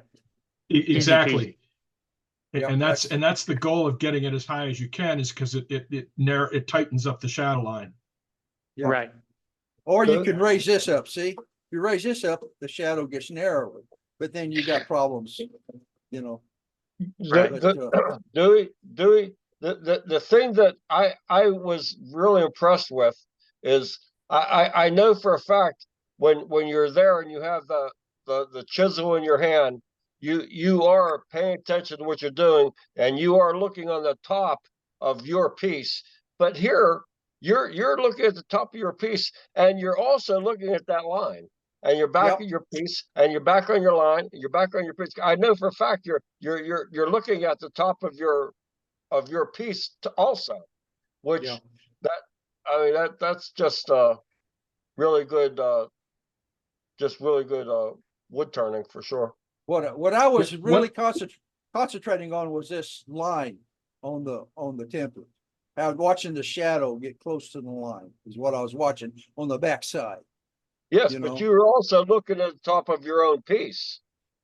No, you don't need to do that, Al. You just need to look at the line because you can see where the tool are biting. I understand, but still automatically, you're still looking at the top of your piece.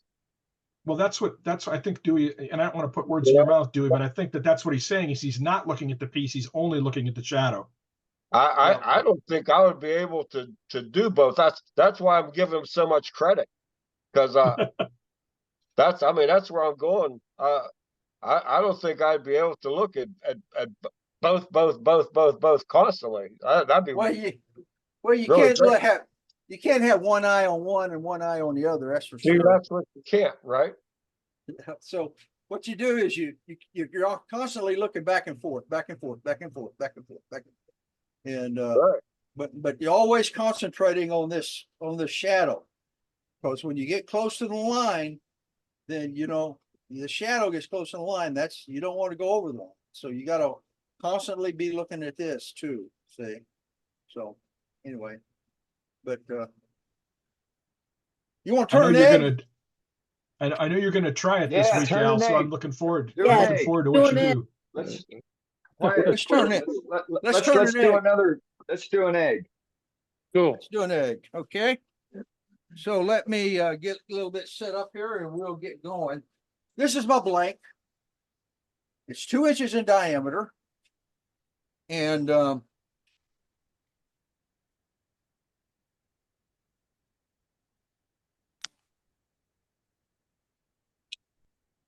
now, I'm not going to have an original to trace from on this one. What I did, I sketched out an egg. Chicken egg? Duck egg, any egg you want it to be. I sketched out an egg. Perfect proportions for an egg, 2 inches in diameter and 3 1/8 inch long. So what I'm going to do, I'm going to center this. If you'll notice, here, I'm going to turn on the light.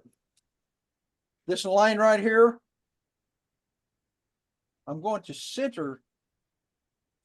I took this sketch. This sketch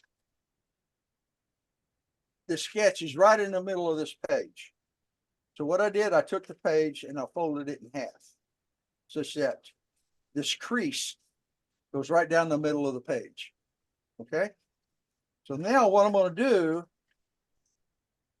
I know that this is lined up with the center line of the lathe. So what I'm going to do then is I'm going to take this paper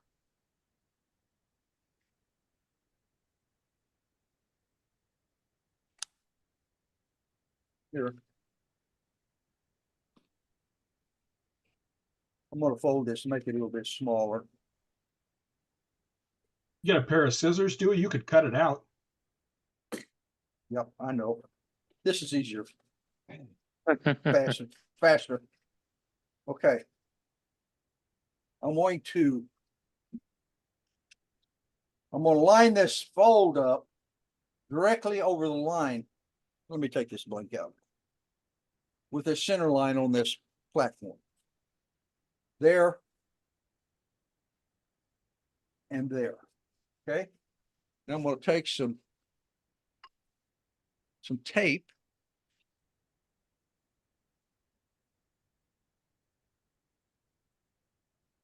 Turn this light on. That way we don't get so much reflection. There we go. And I'm going to take this, just that that is right there. And that's right there. Like so. So now this is directly underneath my light, and it's going to be directly underneath my blank. Now, this is going to be the widest part of my egg right here. Okay. So what I got to do is I got to line this line here up as much as I can with this one, just that I can make it as close as I can. So right there, I'm pretty much guessing at it. And we'll turn on the light, and there's our shadow. Okay. Luckily, our shadow is pretty close to the house, to the size of the egg. If this platform was lower, or this light was lower, then this shadow would be wide. Then comes a problem. Then you would have to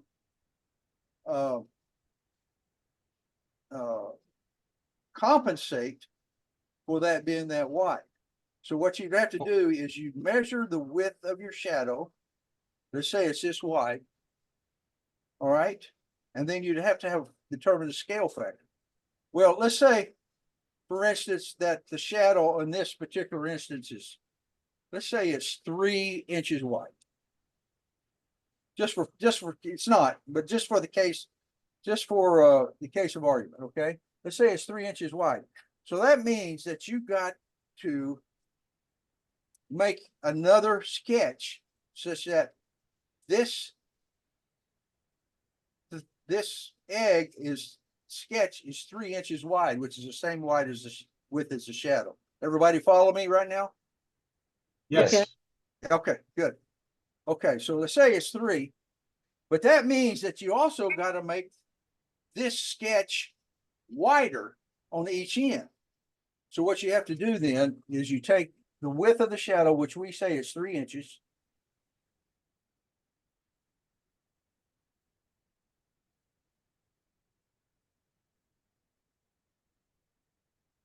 Which we say is 3 inches.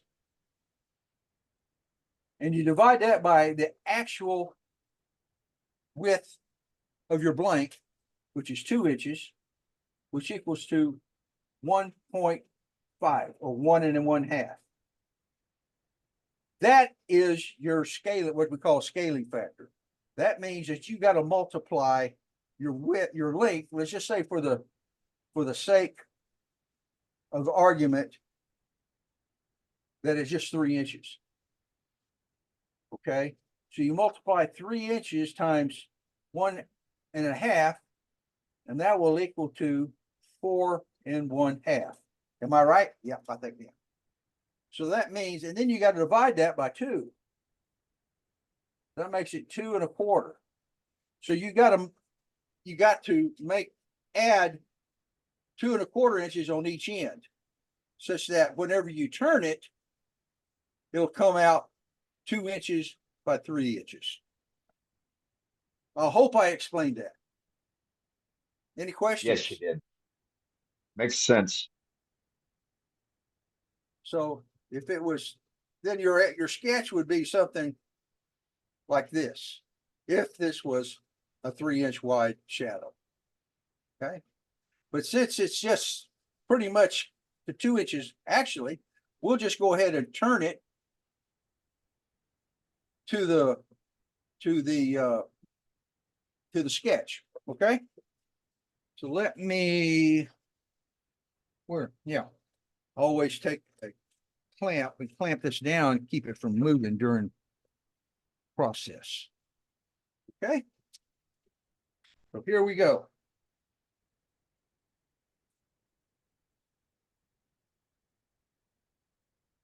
Contact.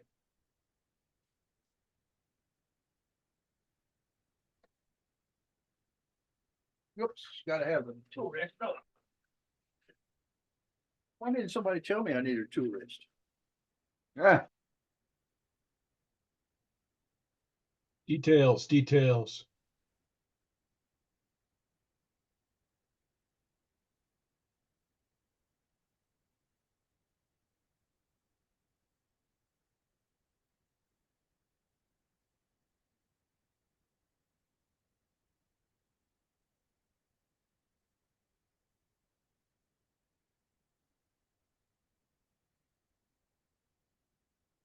The only problem that I have, I like this Laguna lathe. The only problem I have is with when you put on this banjo, you just about have to take a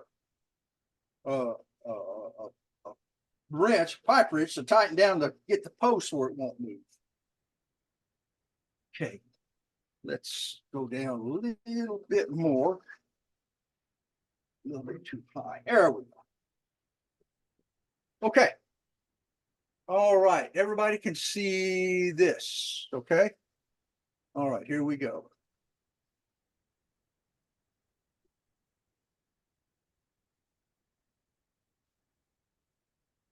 Dewey, can you move before you start? Can you move your camera over a little towards your headstock? Yeah. Hold on a sec. Maybe a couple inches. How's that? Is that better?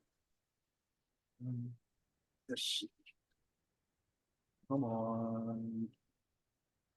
Yeah, that's fine there. Oh, tilt it down. Tilt it down a little bit. Yeah, we do that. A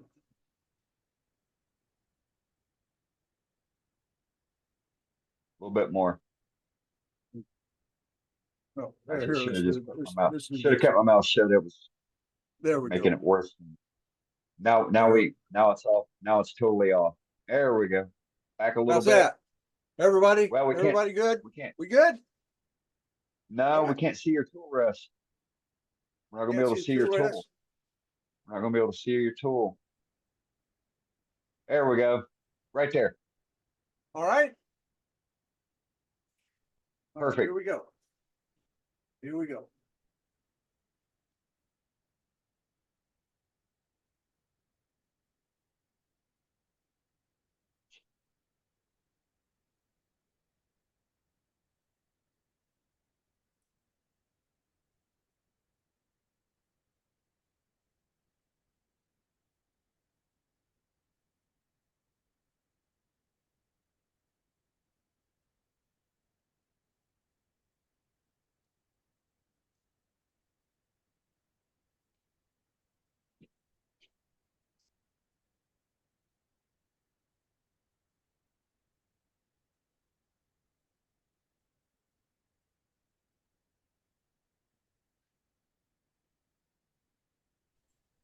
Al, if you look right now, you can see where he's looking at the top edge of his shadow to see where he's cutting.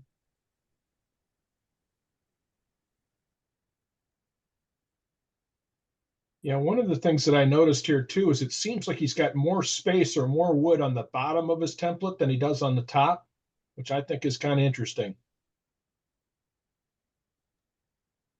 Turn this fan on. It's kind of. Let's let Dewey do his demo, please. Okay, that's okay. That's all right. I don't care. Don't matter to me. They want to yak, they can yak.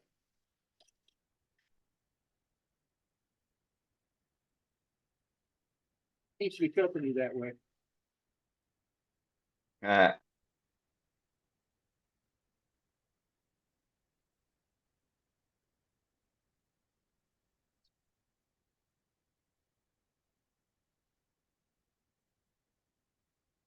Okay.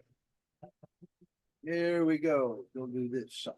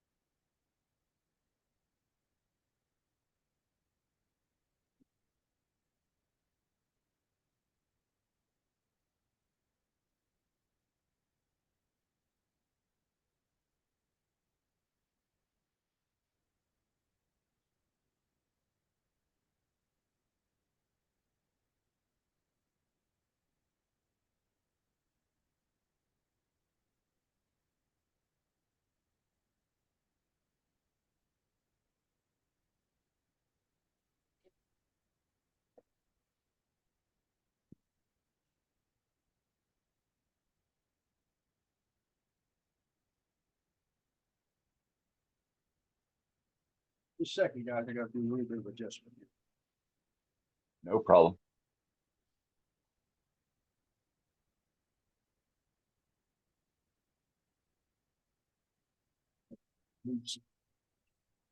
Okay. Here.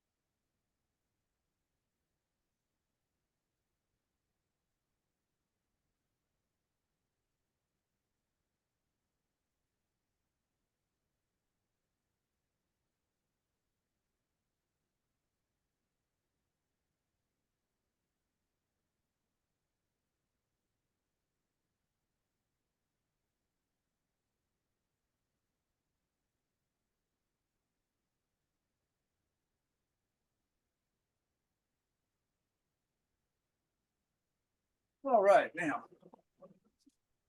Let's do this.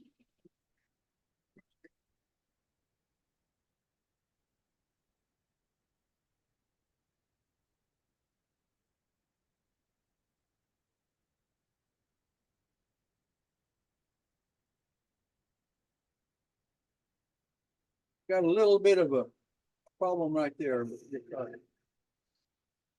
if we could fix it. Try and get it where we want to get.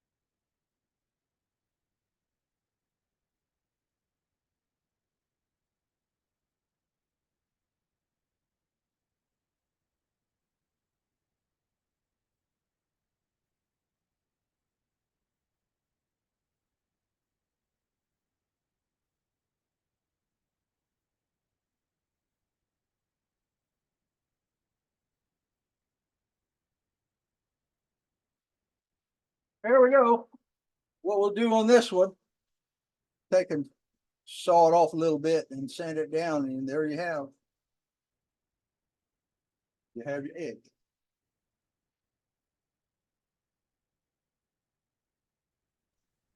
Or you can put do a little jam chuck or something on it. Let's see what we got up here that we can use. Let's see.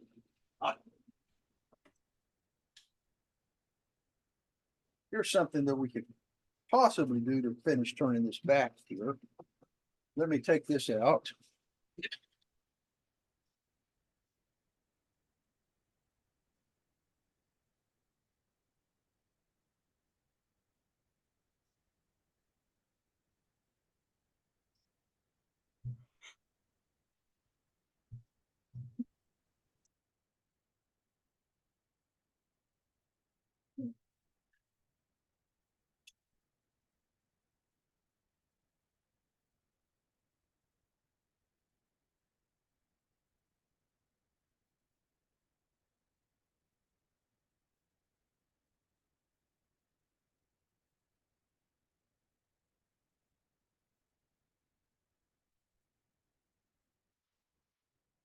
Plunk, plunk, fall down to the floor.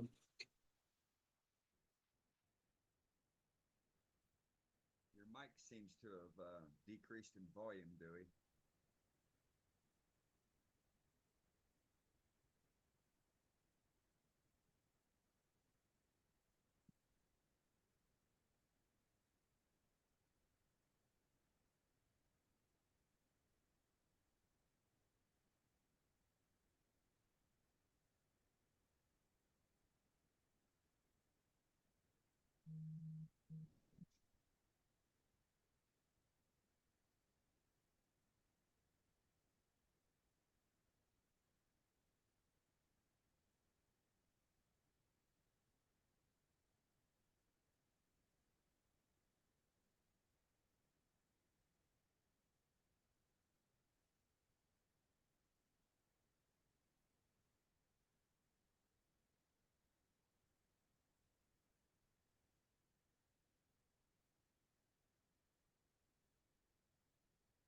What I'm gonna have to do is put the short one on so that I can feel that.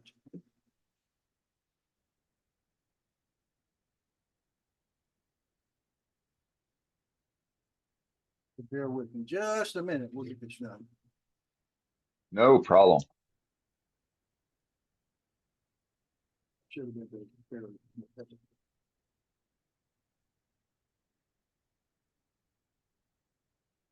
There we go. Got it.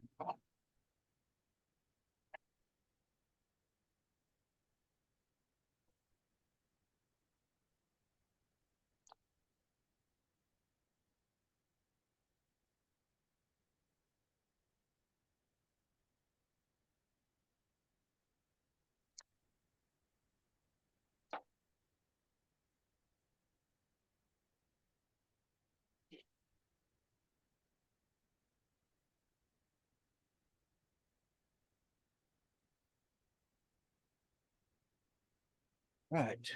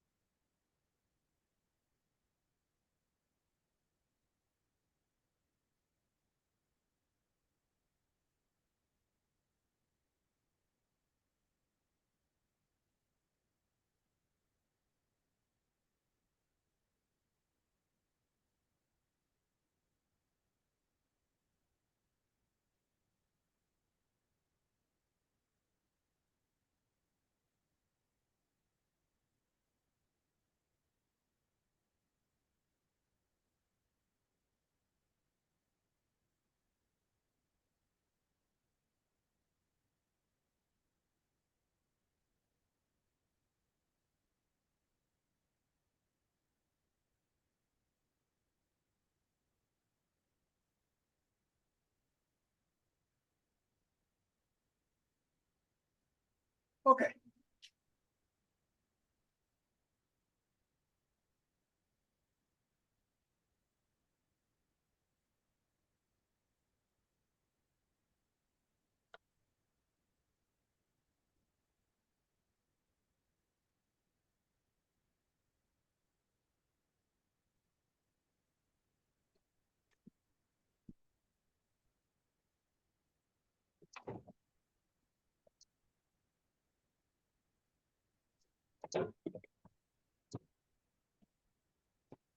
Okay.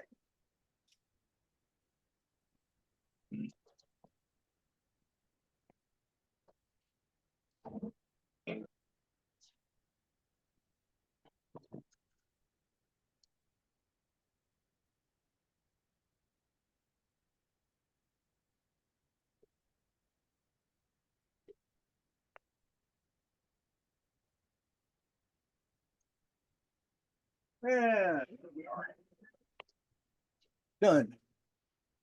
With this little dab. All right, and then all we have to do is take a saw or something and cut this off and sand her down, and she'd be good to go. But that's how you do an egg, using the shadow. And Very cool. I hope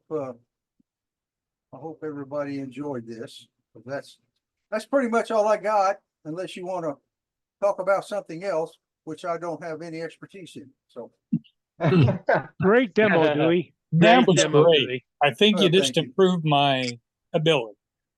well, I hope so. I hope y'all Well use done. this particular technique. It's a from great time to demo. time.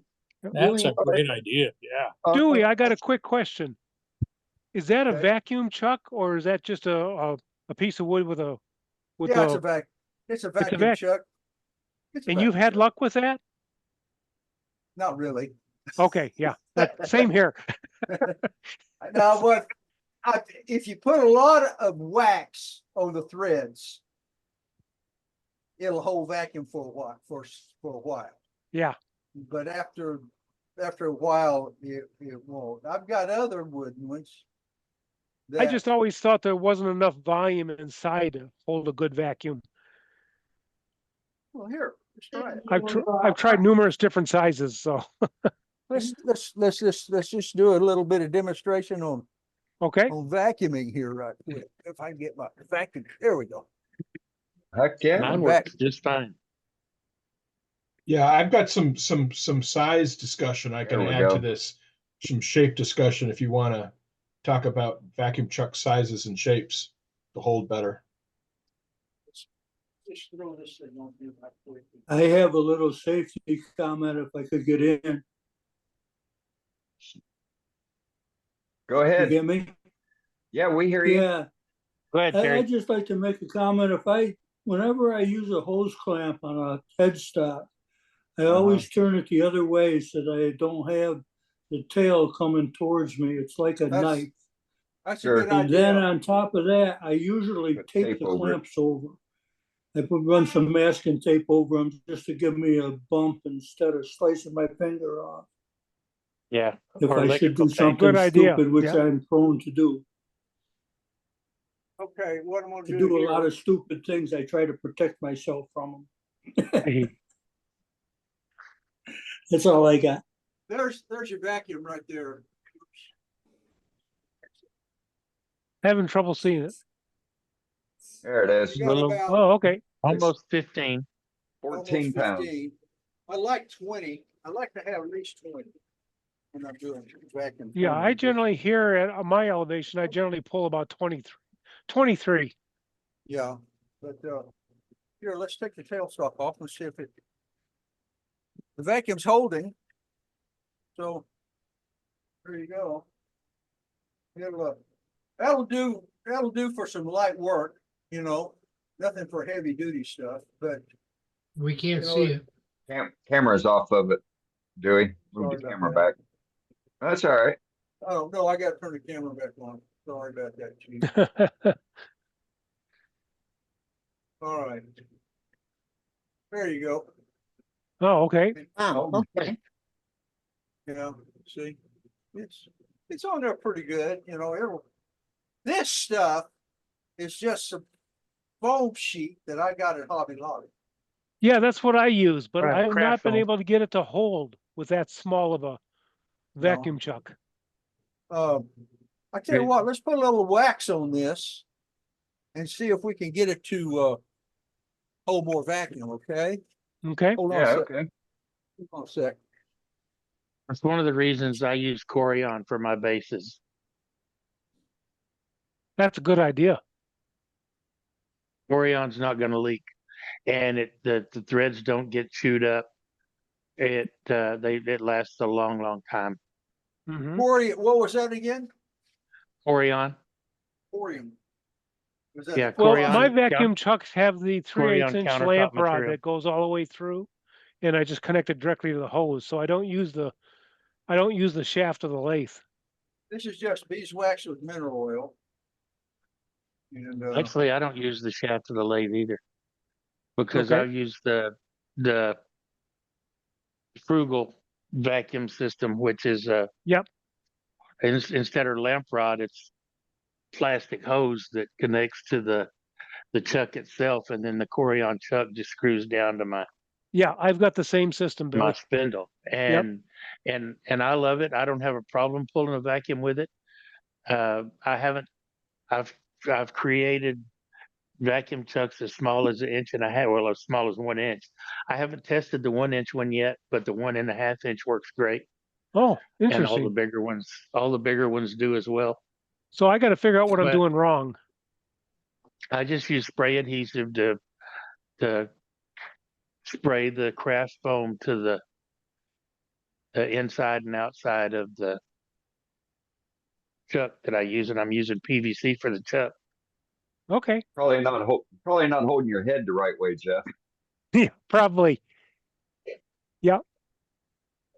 all right, let's see what we got here. What we got in here. Well, it's up to about 18, 19. Oh, so you got back. more. Yep, you got Yeah. more. Good. That the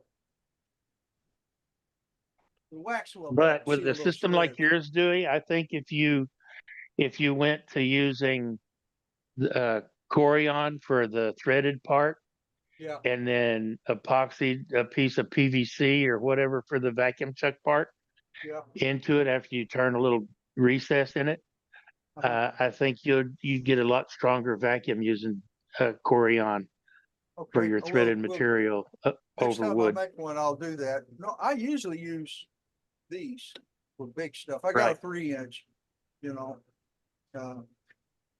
but I like making my own stuff. I do too.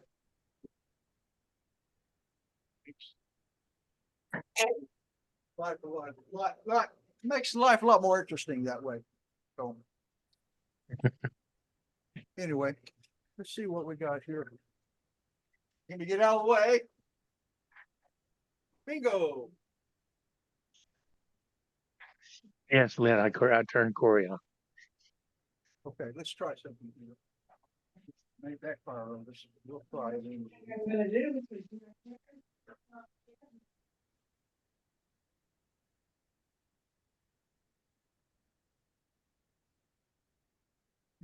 Well, it did work.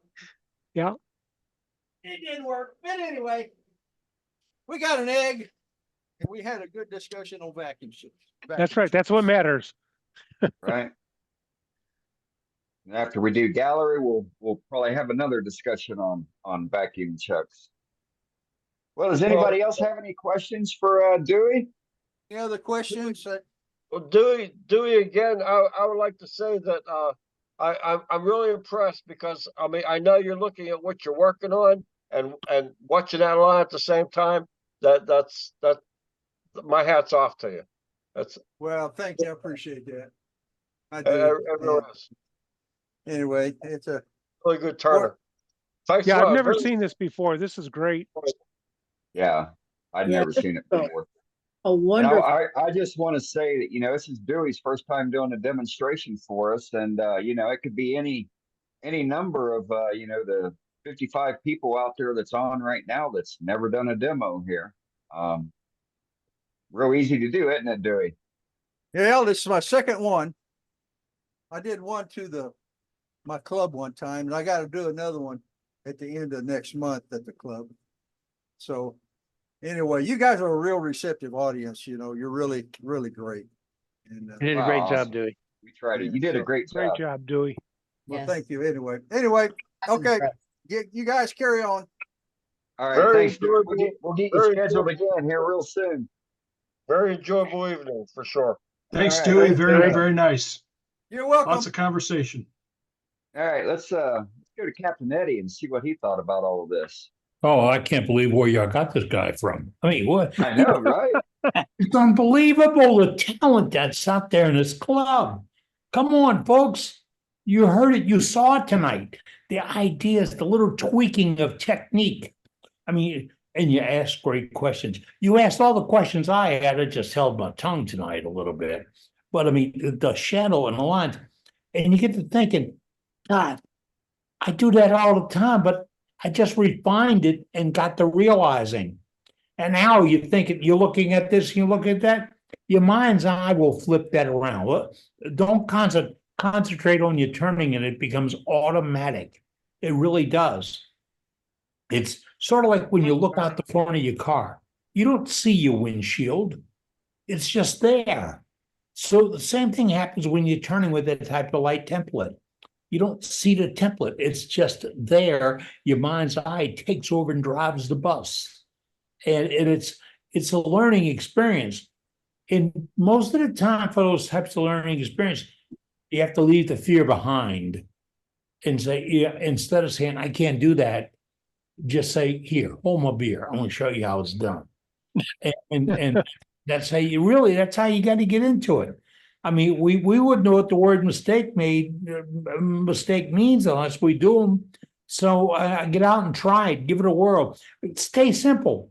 And I'm not talking simple. Take a chunk of 2x4, draw something out, get out there and take your screw, your gouge, and just follow it and work it. And you will see how all of a sudden this steps up and takes control. It'll get in there. You let go and your mind takes control and shows you exactly where it goes. That was awesome demonstration. Awesome. One demonstration, we probably had 20 demonstrations of techniques in that one piece. And hope all you benefited from it. If you came in late, which you have to remember, this is Rewind Central. Yeah. Everything we do is on our website. Everything. We have no secrets. We turn something, we do a project like this, our master webmaster puts it right up on the internet. Takes them a day or two, but we're the only club in the entire world that puts everything we do out in front of everybody all the time for free. For free. That's right. But we need a payment back. We do. Oh, yeah. I got to do this right now. I got to tell you, one major consideration you have to give this club. We want to see photographs of your work. If you have a piece that you took tonight, I saw on Facebook just now, something that Heather turned. Heather's one of our turners, and she's a nurse, and sometimes she can't join us during the meetings because she's got to do that work thing. But she turned a couple of pieces and showed them on our Facebook page. Those are newsletter-worthy pieces. But guess what? All the pieces you turn are newsletter-worthy. So you turn something like that and you show it to us. And the piece, what we just now saw, the demonstration we just saw with the silhouette, the lines of the, see, that is worth an article. That's worth somebody showing how the lights work and how the line, and we put an article like that. JJ will put that into our newsletter, and we're always looking for that. You see, we have no secrets, but we want to find out what your secrets are, and we will put all those into the newsletter. So you have something like that, send it to editor@worldwidewoodturners.org. Remember, we're not a .com, we're bigger than that. And we want to get that information in. And we use it in that vein. We really share it. We don't hog it up, and it's free for you. Now, coming up, we're 2 years away. 2 years away. Now, and that's a short time because we're going to build a whole highway all the way up to Wisconsin, because every wood turner in the entire world is going to be heading to Wisconsin, because we're going to have our Level Up seminar. Level Up. That's going to be where we're going to have multiple turning stations with multiple instructors going on. I mean, there's going to be a bevy. You know what a bevy is? That's a whole lot of people. We're going to have a bevy of folks turning and sharing information in galleries and wood and tools and all that other stuff. I mean, we're putting this thing together, and every single week, the grade 8 or the section, the committee gets together, and that's all members, non-paid members that volunteer to do this. It's 11 months and 17 days away from today. 1 year, 11 months and 17 days. I gotta get the calendar right. I get all excited. Don't scare me. Like my bags. Suitcases. But we all getting together and going up. This is going to be so good.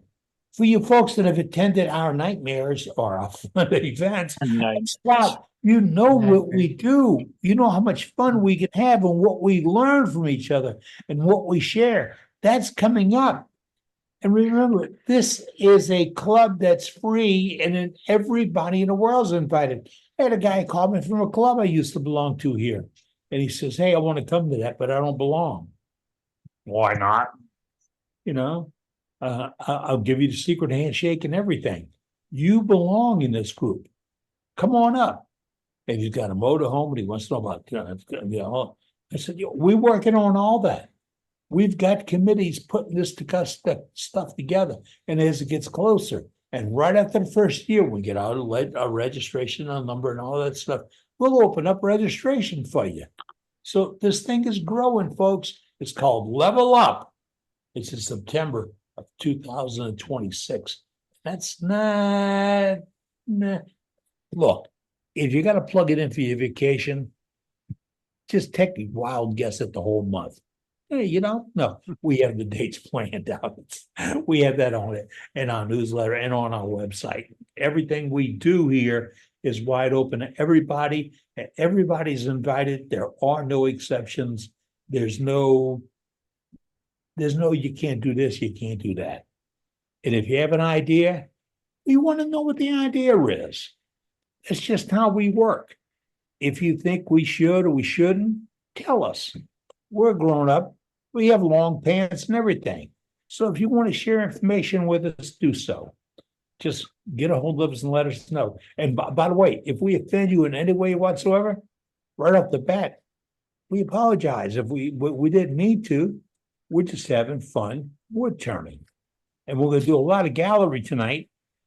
We have a lot of folks to see what they're got going on. See what great art came out in the last week or so. And remember this, we want photographs. JJ's got to put out a newsletter. He loves to do this. It's every other week. And next Wednesday, we get a brand new edition. And maybe your work will be included in it. Right now, let's go back to our gallery master and find out who's got what tonight. Who's got what? Who? Matt, who we got next? I think we're bringing Jeff Walters back. Jeff. Oh, Hello. Hey, I want to say real quick, Eddie touched on something really important, and that is you're not succeeding if you're not failing. That's an important thing to remember. So anyways, Charlie reminded me with his lighthouses that a few weeks ago, I made a lighthouse pen, which is something new that Penn State come out with, and this is it. And I went with a hybrid body that has different elements in it that reminded me of shells and driftwood and stuff like that. And this is the cool thing about it. Cool. Like isn't that great? So oh that's my going God, in, it changes color. I know, isn't that? So that's going into my Christmas show. So I bet you sell the heck out of those. Holy smokes, dude. Well, I've got one to start with, so we'll see because it's not a cheap one. So I'd make 20. I'd make 20, dude. That's gonna sell fast. Really? Okay, now I'm stuck. We'll talk about it at the meeting Sunday. Sounds good, Jeff. Bring that. That's going to be a huge hit. I will be bringing it along with a couple other things. So okay. And I want to say Cool. hi to Ron, who's here tonight. So that's it. Very cool. All right. Well, Dane, I don't have anybody else on gallery, but I've got some things to show from the vacuum chuck instruction if you want to go that way. Go ahead, Matt. All right. So let me spotlight myself here. So I have, I got sand dust all over me. I was sanding in here. I shouldn't be doing that. When I first started out, I have the Frugal vacuum chuck system. I'm sending the vacuum through my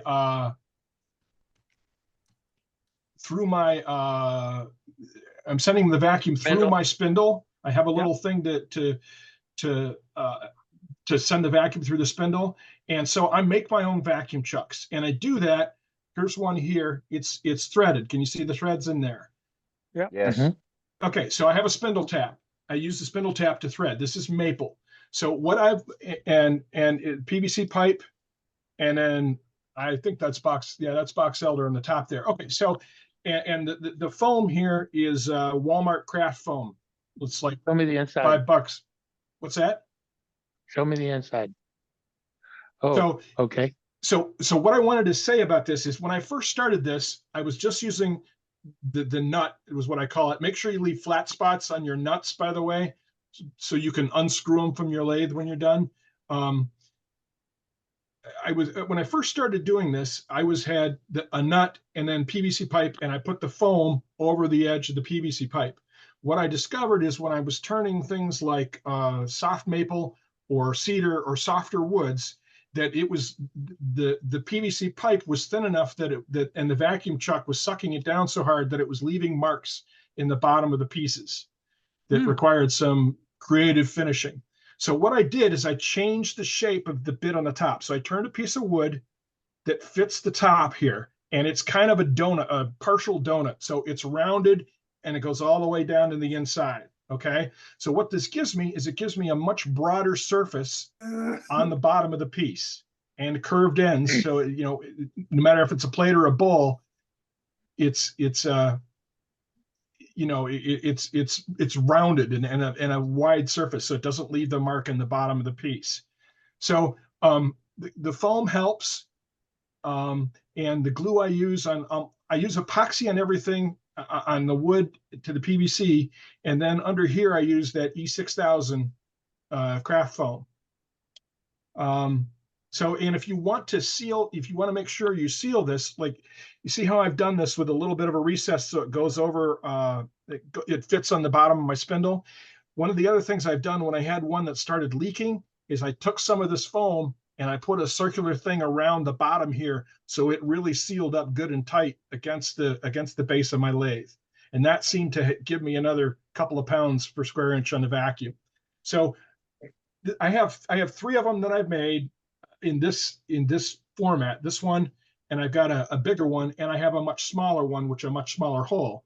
Now, one of the things is because you've got some room in here for vacuum, this actually sucks out of its league, if you know what I mean, because it's got some more space in here for vacuum. And you have to seal the wood. And I think I use poly on the wood, multiple coats. You've got to seal it, or the vacuum will start sucking vacuum through the pores, even if it's maple. So make sure you seal your wood up real good. So that's my discussion on the vacuum.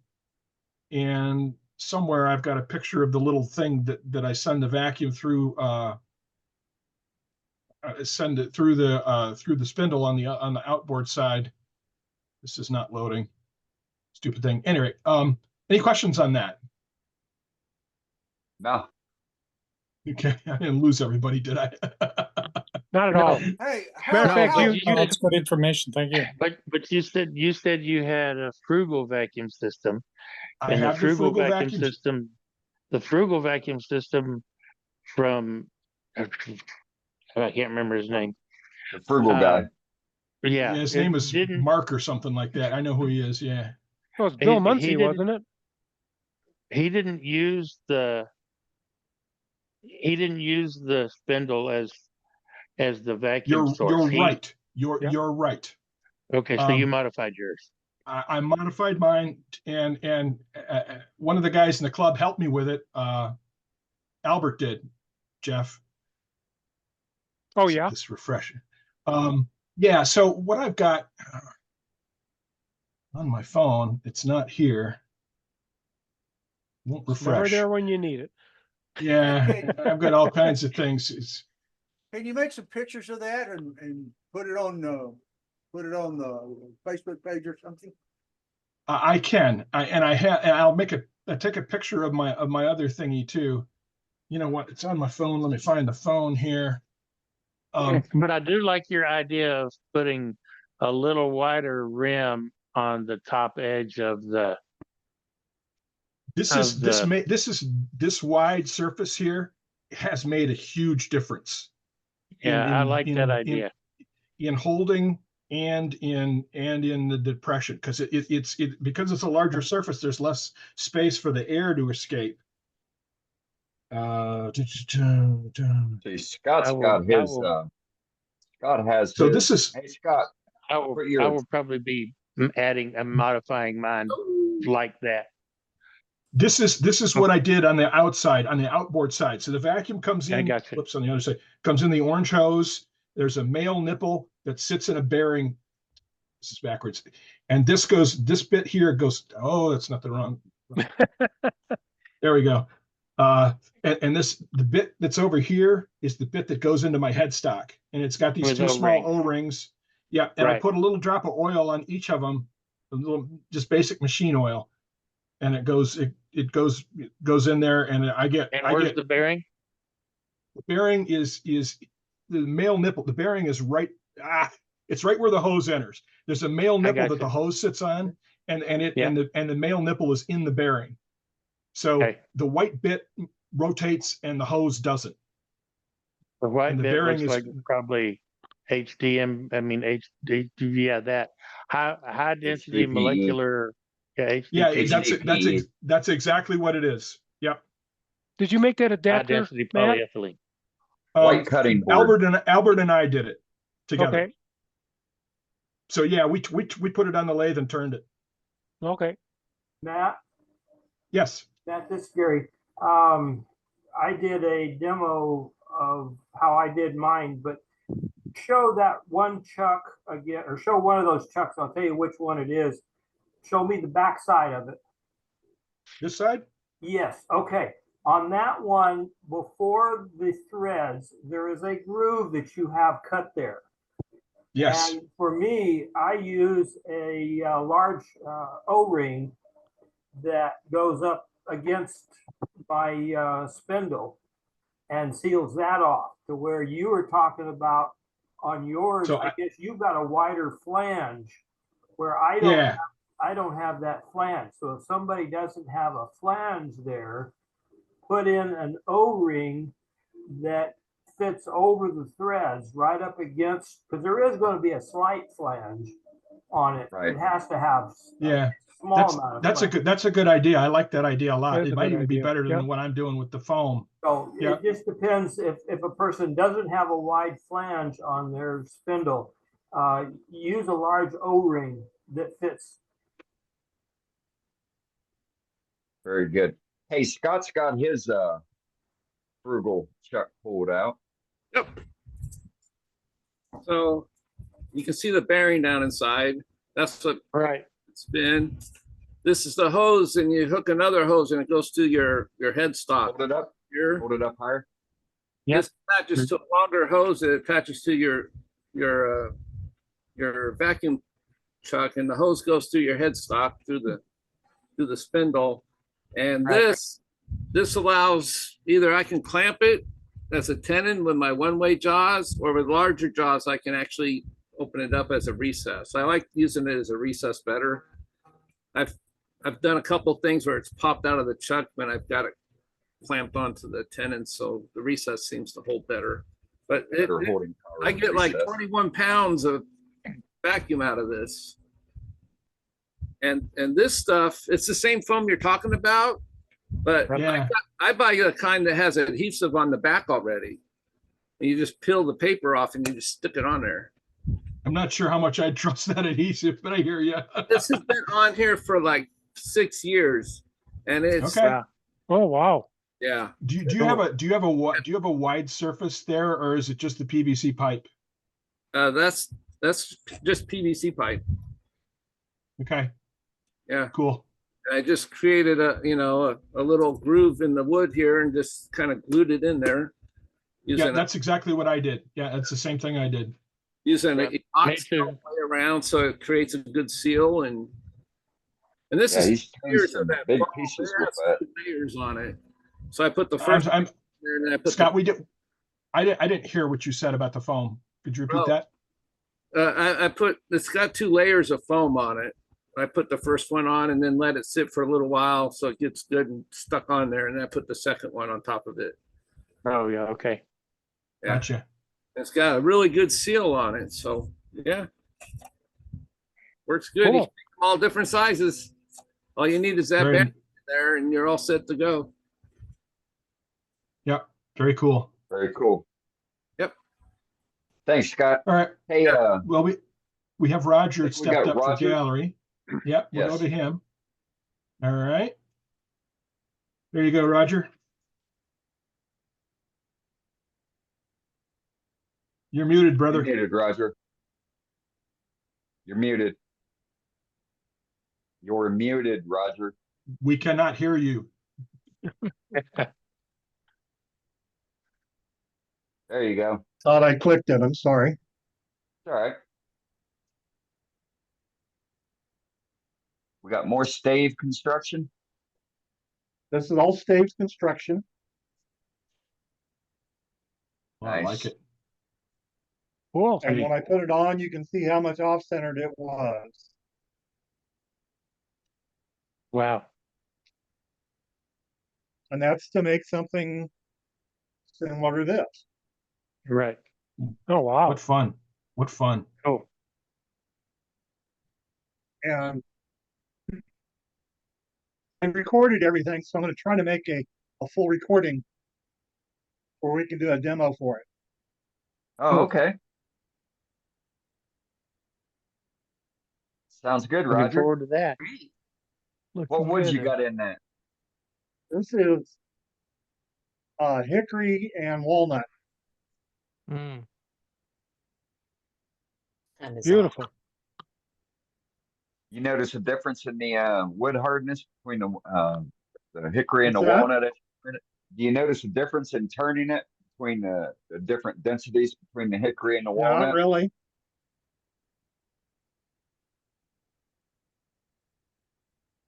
So, like I say, Very it just cool.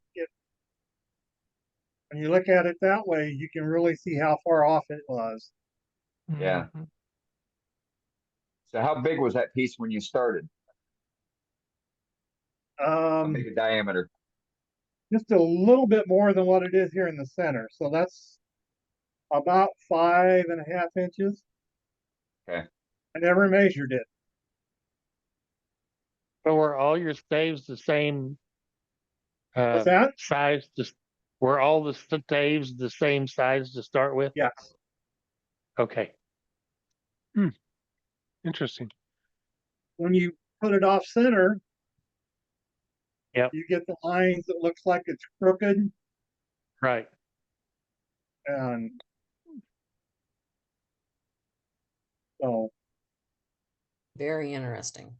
Very nice. How many staves are there? 12.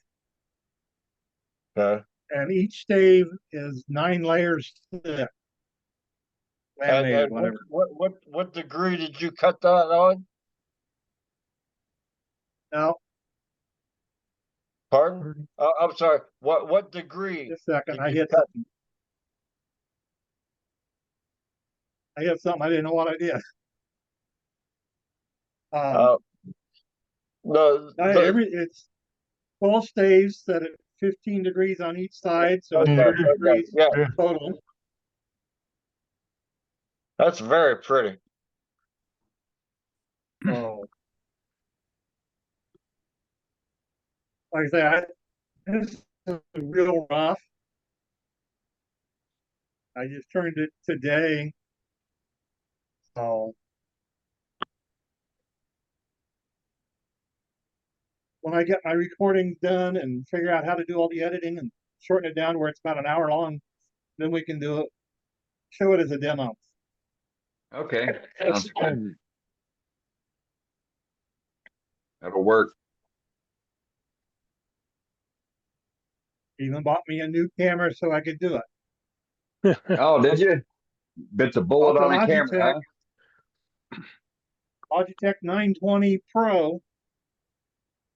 Cool. I think you're gonna like it. I love mine. Well, the thing was, I got it. I tried to hook it to my computer and it wouldn't download. Well, the software doesn't go to Windows 11. It only goes to 11 or goes to 10. 10. So I had to You download don't, it as a 10. but you don't really need the software. You just Do the plug record though. okay, unless you're using OBS Studio. Oh well, I don't have that. Usually It's once free. you've got the basic driver installed, that any graphics program, any video program will pick it up. Yeah. Right. OBS Studio is free. It's easy to use. Okay. Oh. Very cool. Good beans. All right. Well, let's see. I want to span back to Mr. Teague here and Breck and see if see what the new guy thought of our meeting tonight. Hey, Scott. Hey, Scott. Got you on the got you spotlighted, Scott. He's got us muted. Yeah, I know. Come on, Scott, wake up. Hey, Scott. Scott Tag. There we go. We're asking you questions. Hang on. So hey, Scott. So I Hang just on. wanted to. Hang on a second. trying to teach him how, his VFD went out on his lathe and we're trying to show him how to put a new one in, according to Billy. Oh, okay. Oh, right on. Yeah, so I just wanted to span back and see what Breck thought of the show tonight. Fantastic. Like that, huh? I learned too much. I won't remember it all. Oh, that's all That's right. why it's recorded. Why we record it? Well, Put it I'll on tell you one YouTube. thing I'm going to remember though is that on the paper silhouette, I'm going to do that tomorrow. There you go. I'm going to make that tomorrow. Nice. Awesome. Awesome. He's as bad as the rest of us, you know. Now I got him. Right? That's See, now you okay. can go back. Now you can go back to your club and you can tell the rest of the members, you know, what they missed out on. I'm going to show them. There you I'm go. going to make an Very egg, good. a perfect egg, and and show them how I did it. Right. And where he's seen it. Yep. Outstanding. My wife is not going to like this though because I'm going to take the TV over. All right. So I should be looking for you to be joining the Facebook page here shortly, and then you'll be I'll try, but I'm not real computer literate. I'll help him. well, Scott will get you teed up on that. And then Billy, he's hopefully, going to you be know, calling you when he gets his VFD for some help. Okay, has he ordered it already? Not yet. Tomorrow. It's just showing him now. I found him in S1. Oh, you found him in S1? Right from Delta. Yep. That'll be easier to program, I think. Okay. Well, I'm going to pass your number off to him. So Okay, I've never Yeah. tried to program an S1, but I sure. don't think it's that hard. I'm sure there's videos on how to do it. yeah. Well, you've got both have the same lathe and had the same problem, so you can help each other a little. that'll be great. Well, Worldwide Scott, Wood he's Turners. also got a couple hundred videos on that he needs to start looking at if he thinks tonight's demo was great. Yeah, Starting you're from gonna day get me- one. You're going to get me addicted to the television set. Well, Nothing well, wrong with there's that. worse things. No, I got to be turning. True, true. Well, that's what I say too. You know, my wife comes out through the side door through the kitchen and sees me sitting here, and she goes, "What have you been doing?" And I'm like, "Oh, I just stopped turning. I'm taking a break." Dane, earlier I told you we had 2 more lathes. Yep. One came from the club and one came from him. Outstanding. Outstanding. So That puts us at 23 lathes. there you go. And he thinks thank you, it's going to sir. be bigger than what we predict. Yeah, if the word on this gets out, it's going to be We're in huge. trouble. Yeah, it's going to be huge. Wouldn't that be a nice problem? Could be, yeah, right. Yeah, it's Well, Scott's already demanded that I teach several off lathe classes. So yep, that's yeah, there's a Yeah, couple of us that demanded that. Yep. I hadn't had a chance to get with you on that yet, Matt. I was going to do the same thing. well, hopefully they're the same ones that Scott wants. They are. Yeah, your criterion's already been laid out for you, Matt. Oh no! All right, I need to talk to you then, Dane, to find out exactly what you've committed me to. Yeah, we can touch base. But you know, for Ain't no those, stepper, Matt. What was that? For those that are on the planning committee, you guys will be getting together within the next 10 to 14 days. So, man, we'll be turning Kate and Billy loose on y'all. So, and then we'll be getting those meetings started. So, And just be careful, Matt, because they said they got what I'm doing all laid out, and I have no idea what the hell they're talking about. So we're all on the same boat. Well, Yeah. I'm pretty sure I had the first inkling I have. I don't know if y'all can see this, but Scott wants me to show him how I did this piece. Yes. So, This is true. yep. So I'll be hold on, happy Matt. to, of course. I'll do a side by side for you here, Matt. All right. Show it again. This piece here. Yep. Yep. That's He wants that's he one wants of me the to show how things. I did this.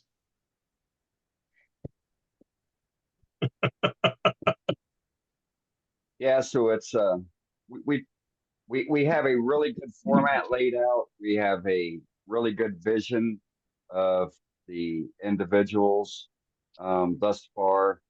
Now it's just a matter of fine tuning and laying all the brickwork and getting a couple things set up on the web page, and we'll probably start registration at the beginning of Q2 of next year. So, hey Scott, where are you? I'm in northern Wisconsin right now. I mean, what's are you in a store or? Yes, I'm in a store borrowing internet. I wanted the club. Some of the people up here don't have great internet, so I set our meeting up in a storefront that I am allowed to use, and I'm stealing their internet. And I only had one person out of the club show up. They missed out. They missed a great demo. The whole time he was doing the demo, Breck here says, "I'm going home to do that. I'm going home to do that." Yeah, and my lathe doesn't even work, but I'm still going to do it. And his lathe isn't even running. So that's how excited you got him. yeah, that's great. That's great. We got to get this out to other clubs. You know, I was telling Dane, you know, you could go to your local club if they meet on a Wednesday night. Why not set up a video camera? We got a projector. We're projecting on a screen. Everybody could sit and at least watch the demo that we do for free every week as part of your club meeting. Well, we in my club, we've told a lot of our members about this multiple times. So there were 4 people from my club here tonight. So we haven't mentioned it in a while. So, but Matt, why don't you have a special meeting and you all meet in one place like you normally do, and set it up where you can all be together and watch it, view it together? Because that's a lot of work. Because we all are in the Detroit area. We're all spread out. Well, yeah, nobody wants to know. We're all spread out here too. Nobody wants to drive at that time of night to get somewhere by 7. So it puts us in rush hour. Part of the deal with working at home out of my shop, you know, is I don't have to get on the freeway system. Right. But why not? Okay, here's another scenario. We put these all on YouTube. Why don't you play them back at one of your meetings for an hour as your demo one night? That's a good idea. I will mention that to I know that we have our demos are lined up through most of next year. So I'm not sure that there's a space on the calendar, but I'll talk to our demo guy about that. I mean, it's another way for you to see a demo done by somebody that your club doesn't have any idea even exists, probably, most of them. Yeah, tonight's demo would be a perfect example. So, yep. Right. So it's it wouldn't cost your club anything. That too. Yep, that too. So yeah, you know, it's just a thought though. You know, even if you can't get all your masses that normally come to your meeting, you know, do an ad hoc meeting, you know, on a Wednesday night, and you know, even if you get 2 or 3, you know, that's better than getting none. And I'm sure there would be people that would want to come. So, or invite your fellow friends and make a party of it one night. Right. Do it at your home. Do it in your home shop. Right. Well, I already have a bunch of friends here online doing the party on Wednesday nights. So right. That's all you guys. I'm just throwing spitballs out for other people that belong to other clubs that, you know, we don't see some of their membership or they're reluctant to come because they don't know what it is. Right. Make a bigger tailgate. Yeah, Make a tailgate. If I want to see something, I just go onto the web page and I look up what I want to see and hit it and watch that video. Right, but you could do that at the club too, at a club. Yep. If it's something you thought your club could use or need or would like. It's just you know what, Scott? That's a pretty good idea. All right, thought. that's a pretty good idea. It's another resource for all those clubs out there that maybe are free clubs and can't afford to hire somebody to come and do a demo. Right. Hey, how'd your demo go last night? Great. Yeah, that's actually an excellent idea, Scott. Did you intend to do it that way? We did. Okay. It's not just a big funnel. Okay, good. It turned a funnel. That's a frame. That's the 150-year-old cherry turned green. Wow. Yeah, it looks great. Beautiful. And that's a shellac finish. It's got 5 coats of shellac on it.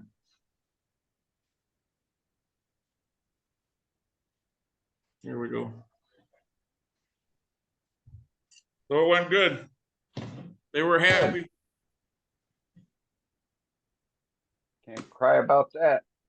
No, All we right. can't. Well, Rick, I'm glad you enjoyed this evening. Glad you came down to spend some time there with Scott.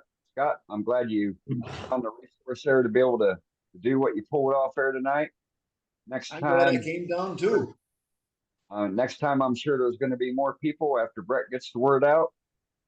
Yeah, we'll do it again some night. Yeah, sounds good. And then in future meetings, I look forward to seeing you in the meetings, Brett. Yep. All I gotta do is figure out how to use a computer. No problem. No problem.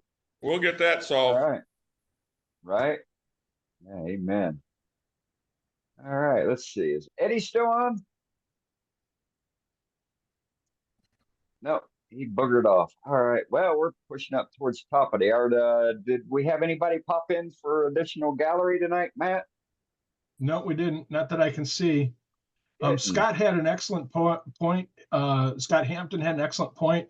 Is that he said I would check with the person who did the demo if it's okay to show to a club. Some demonstrators, especially pros, are sensitive about that, and I think that that's an excellent point. That if you want to, if your club decides to show one of our videos as the demo, that they should check with the demonstrator first. So thanks, Scott, for that. Well, I would hope that anybody that's demonstrating for us is not going to have a hard on about that. All our demonstrations are put on YouTube, aren't they? Right? I Through mean, the it's club. just, Therefore, you forfeited any legal rights. right. Yeah. Yeah. Like I said, I would hope that none of our demonstrators would feel that way. Yeah. That would be a shame. If so. It's on YouTube. It's a free for all. What If do you think, anybody's Cade? brave enough to Pardon? watch one of my What do you demos, think they're about we welcome showing to. your demos at a club meeting? Well, I don't know. It don't really matter. I think it's YouTube, so it's a free for all. You're doing it for a club that puts stuff on YouTube. Once it's on YouTube, it's public. So you don't really own the rights to the demo unless you specifically do it for that specific club who wants it genuinely specific by you. But I don't know. All right. I'll talk to you later. Sounds Cade. like I got maybe a question common for you later. courtesy. Yeah, no worries. Yeah, I would think it would be a sort of a common courtesy. I mean, you guys are right, in that it is public domain, but on the other hand, it could be cutting into somebody's meal ticket, so it couldn't hurt to just check with them, Yeah, it'd be a nice thing to ask, right? Right, right. Yeah. Eh. Yeah. We're broadcasting. We're putting it on for free anyway. We're putting it on, for the club. Worldwide Wood Turners for Worldwide Wood Turners for Wood Turners. That's what we're doing all this for. You're right. You're right. Hey, Dane, can I throw 2 cents in? Yeah. This could be advertisement for those folks like Cade who do IRDs, Scott Hampton Exactly. who does IRDs. It would be. If somebody sees it, now Yeah, they got a chance advertising. to get some people to come in their IRDs that they're paying for. Right. Yeah. It's free advertising. It broadens the base. I mean, it's free marketing. So again, I'll step back to what I originally said. I would hope that none of our demonstrators feel that way. And I guess yous will let me know in the future when you decline to do a demo. And I'll know the reason why, because of this conversation tonight. Hey, that's all because Wednesday night. That's all. Best part. Yeah. So with that, we're at the top of the hour. We're 5 minutes away, unless we got one straggler here for gallery. I haven't seen anybody pop in. No. No? Then Might, I don't know. I might have something here. One second. got a All little right. something. I got a little something. I got a buddy of mine gave me a bunch of ironwood this week, so I turned 10 thin live edge bowls in good practice for my thin wall live edge bowl turning demo that I'm going to be doing in England in 2 weeks. Who are you doing that for? Is that the Harrogate thing? No, Harrogate's No, great. the AWGB International Turning Symposium. They hired me to come over to be one of the demonstrators for their AWGB International Seminar. Oh, that's wonderful. Yeah, it's England's equivalent of the AEW Summit. Yeah. Ooh, bright light. Blinded by the light. Bright light. There we go. There we are. I just got to grab my bags of many live edge bowl turnings. I've been doing lots of finials too, multi-access finials, and that's another one of the demos I'm doing.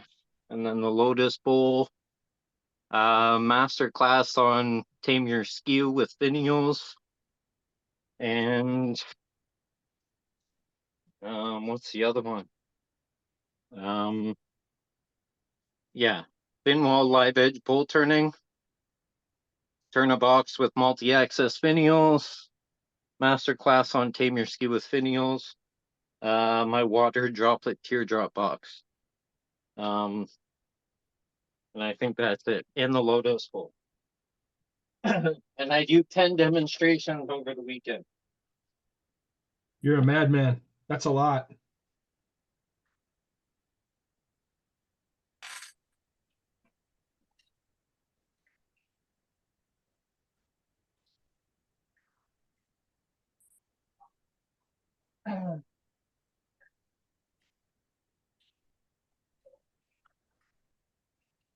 Well, I leave on the 2nd. It's the weekend of the 3rd, 4th, 5th, and 6th.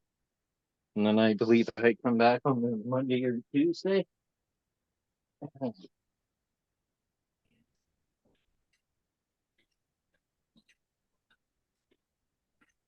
So I just got to keep track of the newest one.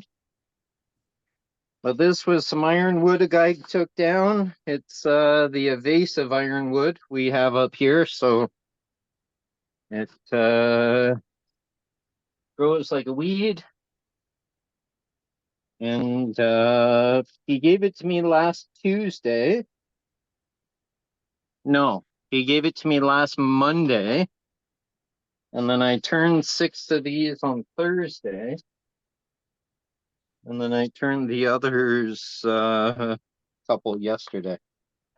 But really cool grain in the ironwood. Had some really cool lumps and bumps. And I'm just taking them all out of the bag because I do the burp the bag method to dry them so they don't warp and twist and move and all that fun stuff, because I don't do none of this twice turning stuff. I do once turned. I don't want to wait half my lifetime for wood to dry. Right.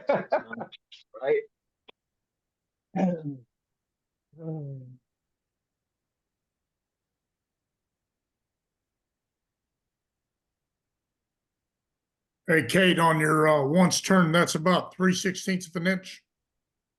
No, they're 1/8 of an inch or less. So the thin ones are a 16th and the thick ones are an 1/8. Okay, thanks. So those ones. All right, so I'll start with these. Here's one. The live edge bull. It's ironwood. It has the pith still intact. You can see the pith going through side to side. Back by unpopular belief, you can leave the pith in a bowl, but you have to turn the wall thickness less than 3/8 of an inch to relieve the stress from that pith. So these are turned to an 1/8 of an inch wall thickness. Now these are thick. I'm not going to be turning this thick in England. I'll show you the ones that I will be turning. They will be this thin, a 16th. Wow. Wow is right. And then here's another one. You can see the light coming through the one side. Yeah. So those are 16th. You can see through those. Here's another one with, this one's an 1/8, pretty thick. Has some cool nubs and gnarls on the sides. The pith intact makes it look like a Ninja Turtle mask, I guess. There you go. Right. My kid's into Ninja Turtles these days, so Are here's they a color. green when you turn them, or are they dry? These were cut on the weekend before he gave them to me. So I was having a shower when I turned these, but I didn't want them to warp and twist and move and crack like ironwood and fruit woods are notorious for doing. 'Cause I know up here, the ironwood we got, if you let it dry, even on a lathe, it's hard to turn. Yeah, this was fine. Cut like butter being wet. Here's a couple others that are the thickness I'll be turning in the UK. And then beautiful colors in them. There's like some really nice purples and whites and peach colored and browns and stuff. This was a cool one. It was the Y, the crotch of a piece. Has some beautiful feathering in the bottom there. Let's see. The light's kind of crappy right now, but there we are, a little better. Oh, that's neat, Kate. Looks like a seahorse. Absolutely, Kate. Incredible. Yeah. So that was all. And these are all the key to avoiding excessive warping, twisting, moving, and having a wobbly bottom is consistent wall thickness. So I mean, the thickness of my base is the same thickness as my walls all the way up. So they're going to dry evenly, efficiently, least amount of warping, twisting, moving. Here's another one that's fairly thin. I tried to turn something that thin, it would blow apart on me. And then here's How the are you last. holding them, Dane, with a chuck? Yeah, well, I turn them the outside first. I create a tenon. I flip it, hold it in the tenon. I turn the inside. I flip it. I use a pressure chuck with tailstock support, and I remove the tenon to as thin as you feel comfortable going. I go to about a 16th of an inch, and then I just pop through, shut the lathe off, and the pin holds the little nubsule on the tailstock holds the bowl from flying off and flying through the air. And then I just sand the bottom with this guy. Because I'll have a tiny little nipple on the bottom of the bowl, and I would just go back and forth like this, switch it. And then Very it's good. done. Yeah. Fully understand. Thank you. If it's so irregular, you can't really put that in a coal jaw. No, So, that's why I was asking. you could use a glue chuck, but these are totally wet, so the glue or the hot melt glue is not really going to soak and hold on wet wood. So, yeah. That's exactly how I would do them, except I would never dare get that thin. Yeah, so I think I have some of the nubs here. Do I? Yeah, here's one here. Here's one end. There's my live edge center hole. And that would be right here like this. Part through to a 16th or so. Take this, pop this off, and then sand the little nipple away. If I get down to a 16th of an inch, I forget to breathe. Yeah. Me too. I like the adrenaline rush.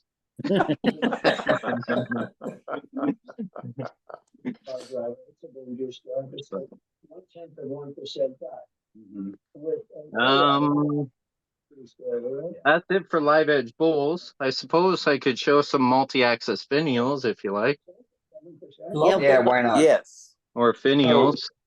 So with that, I'm gonna call the end of the official meeting now, and this is demarcation point for the after hours. Kate, go ahead and show your stuff off. Dave, include this for the regular meeting, but this way, everybody knows that the official meeting is over, and if you want to bow out and say goodnight, you can. Otherwise, I will keep the meeting open for a little while longer, as I normally do. Chance for folks to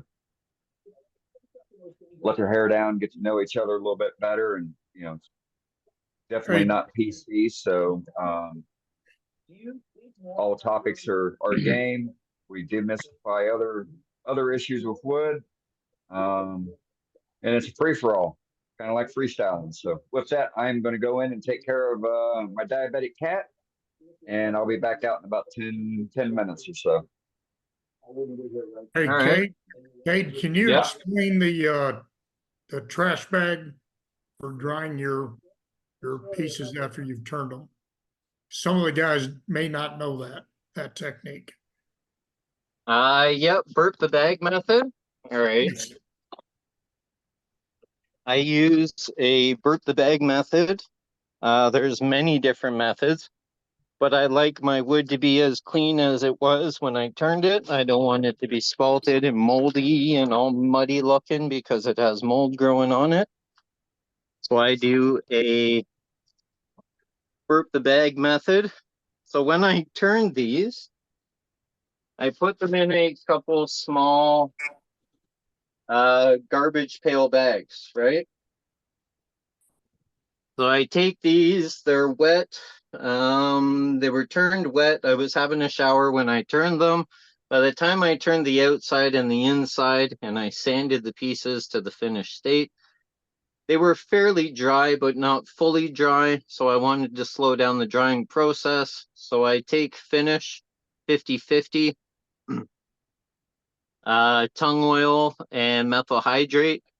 Methyl hydrate is hydrophobic, so it displaces the water, replacing the water with tung oil, stabilizing it as it dries slowly, limiting warping, twisting, moving, cracking, all that fun stuff that we have to fight when wood's constantly moving. So then once I have done this, I've sanded it, finished it, I did the one coat 50-50 tung oil methyl hydrate or 50-50 mineral spirits and tung oil. I take this and I put it edge down so it sits in the bag like this. So I get airflow around the whole piece.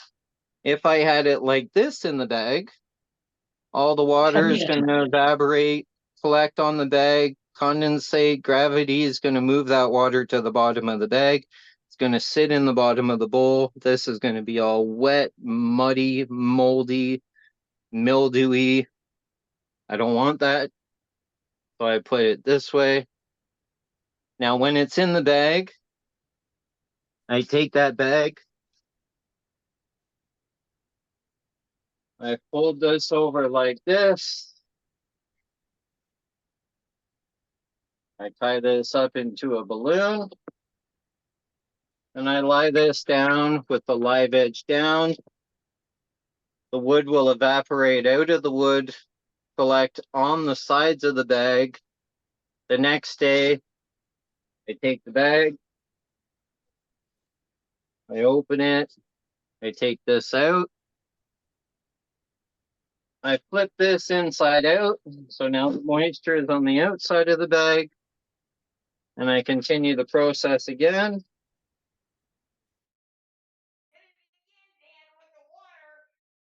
Okay. And then I do it again. I do this for a few days until it's relatively dry, less than 10%. Then I'll take it out of the bag and I'll let it air dry as I put the finish on top of it. Because pardon? Thank you. Yep, no problem. Can you put more than one bowl in the bag? Yes, I have. Yes. So I had in some of the bags, I had this one and this one. Okay. Another bag, I had this one, and this one. Okay. Were they all I'll the just have to do it with the ones that I have more than one piece in the bag.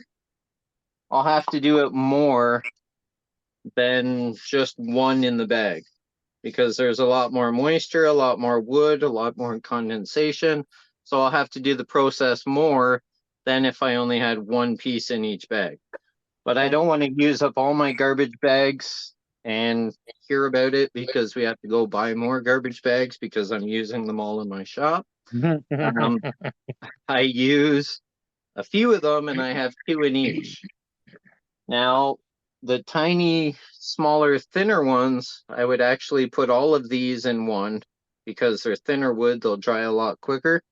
But yeah, you can put multiples in a bag. It'll just take a longer process of taking it out, flipping it inside out, putting it back in, doing it again day to day to day until it's dry enough to leave outside so it doesn't warp excessively. And that's why I have these four bags. I want to turn all these insides out before I forget. And they can dry while I show the finials.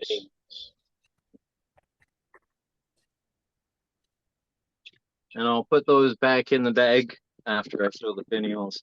I took those to my club and I showed them all for show and tell. Here, actually, this will be a much better picture because the light isn't always in my favor. When I have the camera backwards. Wow. Do you put multiple coats of tung oil methyl hydrate on them? Yep. So I've done the coat of finish twice. And 6 of them are from Thursday, 4 of them are from yesterday morning. I have a few shavings here that I need to tidy up, but my shop is a workhorse Monday to Friday, 9 to 3.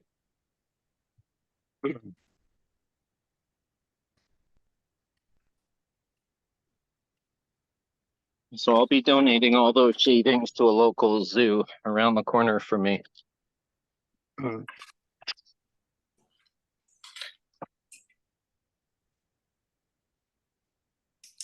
Yeah, Harrogate's just a trade show. It's not a demonstration show. It's nothing other than a trade show. People showing off tools, showing off different things. So the master class I'm doing is Tame Your Skew with Finials. They will be single axes finials. So here are a few. Here's one in, guess I need a white background here. So here's one. That's walnut. Here's one in white oak. Put that in front of your shirt, Dave. Zane. There you go. Actually, I'll have, I grab this here.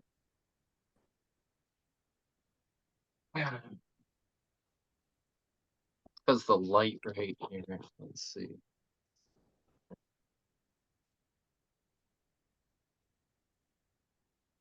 Oh, yeah. Perfect. There's one. There's two. Awesome. There's another one. Here's. Wow.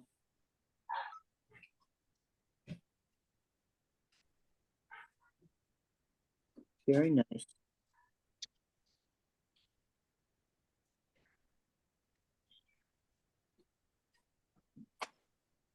Oh, Very there nice. it is in there. Some other ones here. This one is. What? There we are.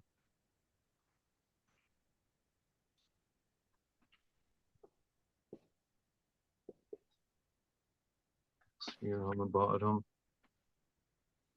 Then I have some smaller little ones for smaller boxes.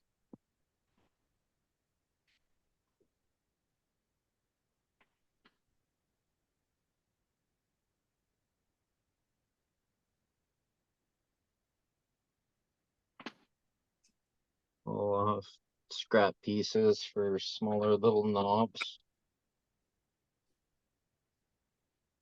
The last two aren't all that great, but wide variety of different ones. I'm still going to make more, of course, but then I'm taking boxes that are showing them as well.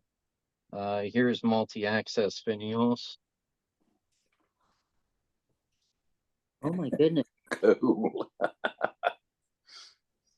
This is a totally separate class where we do turn a box with multi-access finials. Here's another one.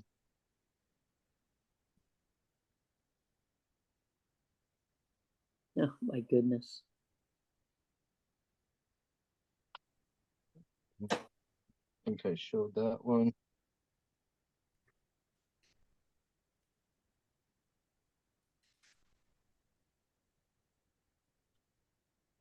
This one's pretty simple-ish.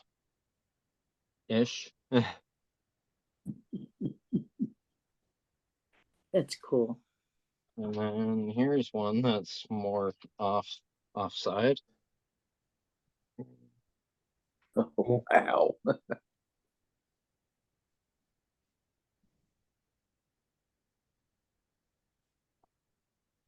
Here's a small one.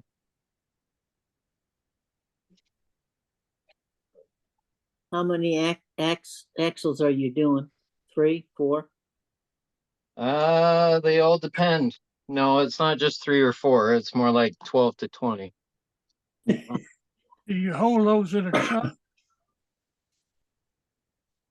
Yeah, I hold them in a chuck. Not no fancy eccentric gimmick chuck that's worth a waste of money. I just use a regular old chuck.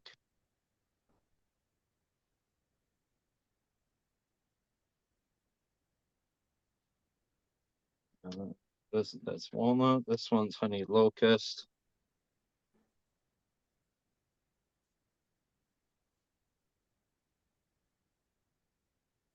And here's ash.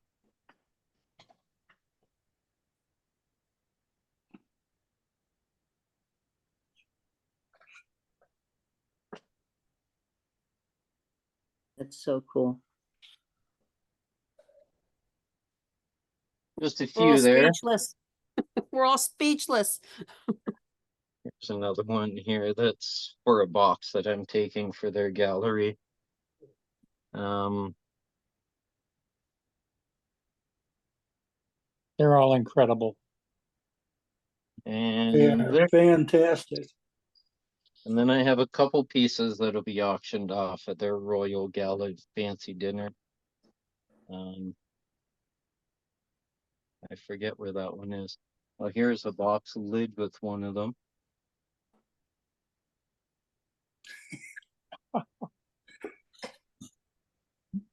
Oh, Wow. You are amazing. and that would sit on, whoa, this box here. Wow. Oh, beautiful. Yep. Beautiful. Awesome. Cade. Very nice. That tongue oil on it? Yep, that's tongue oil on it. Here's one dyed with a finial. Wow. Here's the thin wall live hitch bowl. This is ash. This is a 1/16 of an inch thick all the way down. Wow. The Beautiful. for their gallery. This one's mulberry.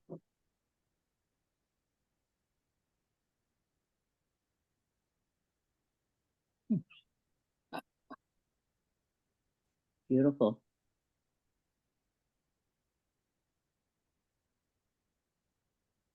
Yep. Gorgeous.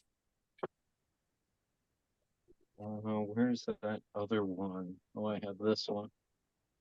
This is in apple. Wow. Oh yeah.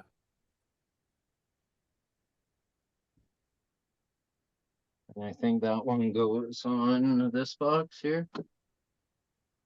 Nope, not that box. This box.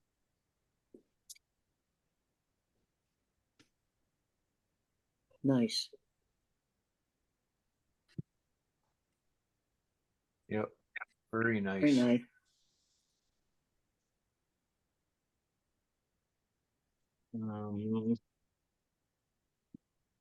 Here's the Lotus bowl.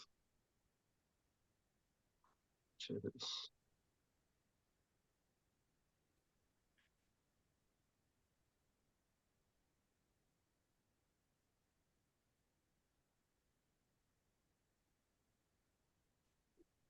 That's butternut. This one's apple.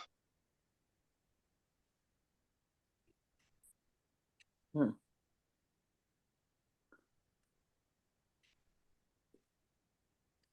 This one's walnut from a branch.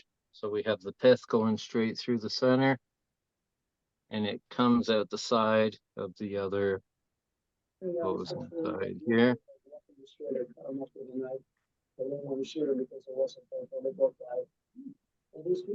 Beautiful, Cade. And the water droplet box I'll be demonstrating is this one here.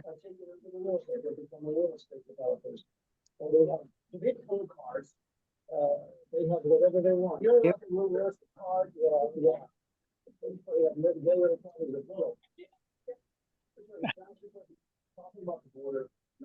This one in roasted ash.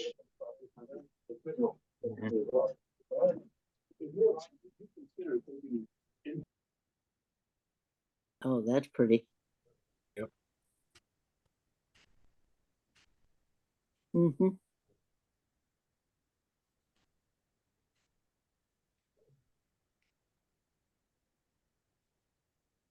Very nice, Cade. Thanks. There's a tiny one in here. And the little guy. Oh, that's cute. Ooh. I have a walnut one. There's the lid to this one. Yeah. Oh, that's cute. I like that too. A little flame on top. Yep. It's all awesome. And this one, this will be one of the auctioned off ones. This is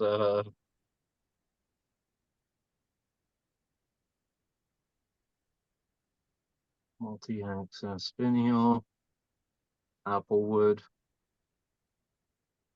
Very nice. And the base is walnut.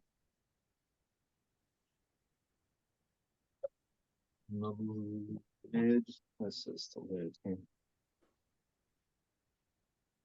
Oh, that's cool. Yep. Real cool.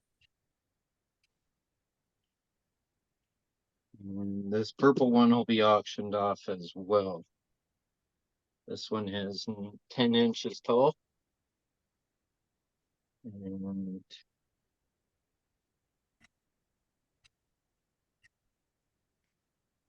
Beautiful. dyed purple. Very nice.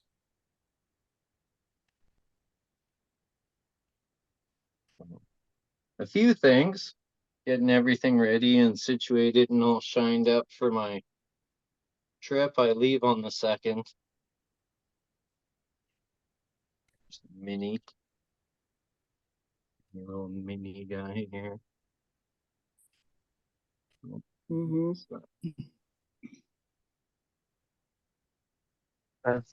That looks a lot like the snot suckers we used to have for our babies. Yeah. Yeah. So, wide variety of things here. Still got a couple of them snot suckers.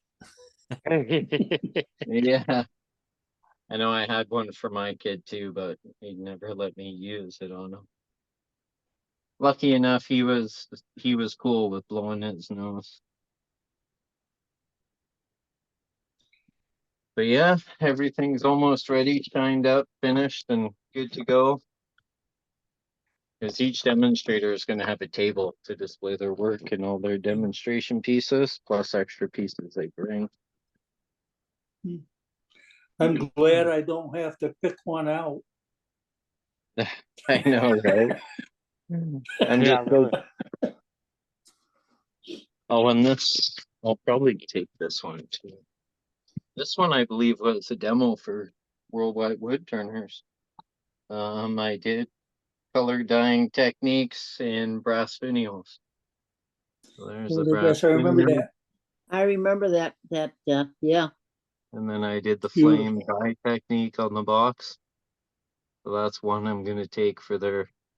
Pretty. And that was a demo piece. So Beautiful. You are amazing. yeah, wide variety of things. I don't know if anyone saw this one. This was a testing colors. Friend of mine in Australia, he's coming up with a line of dyes and colors and stains. And he asked me to be one of the product testers. So he sent me some product to test and color and critique and analyze and give him. So I'm going to take that one as well. Very pretty.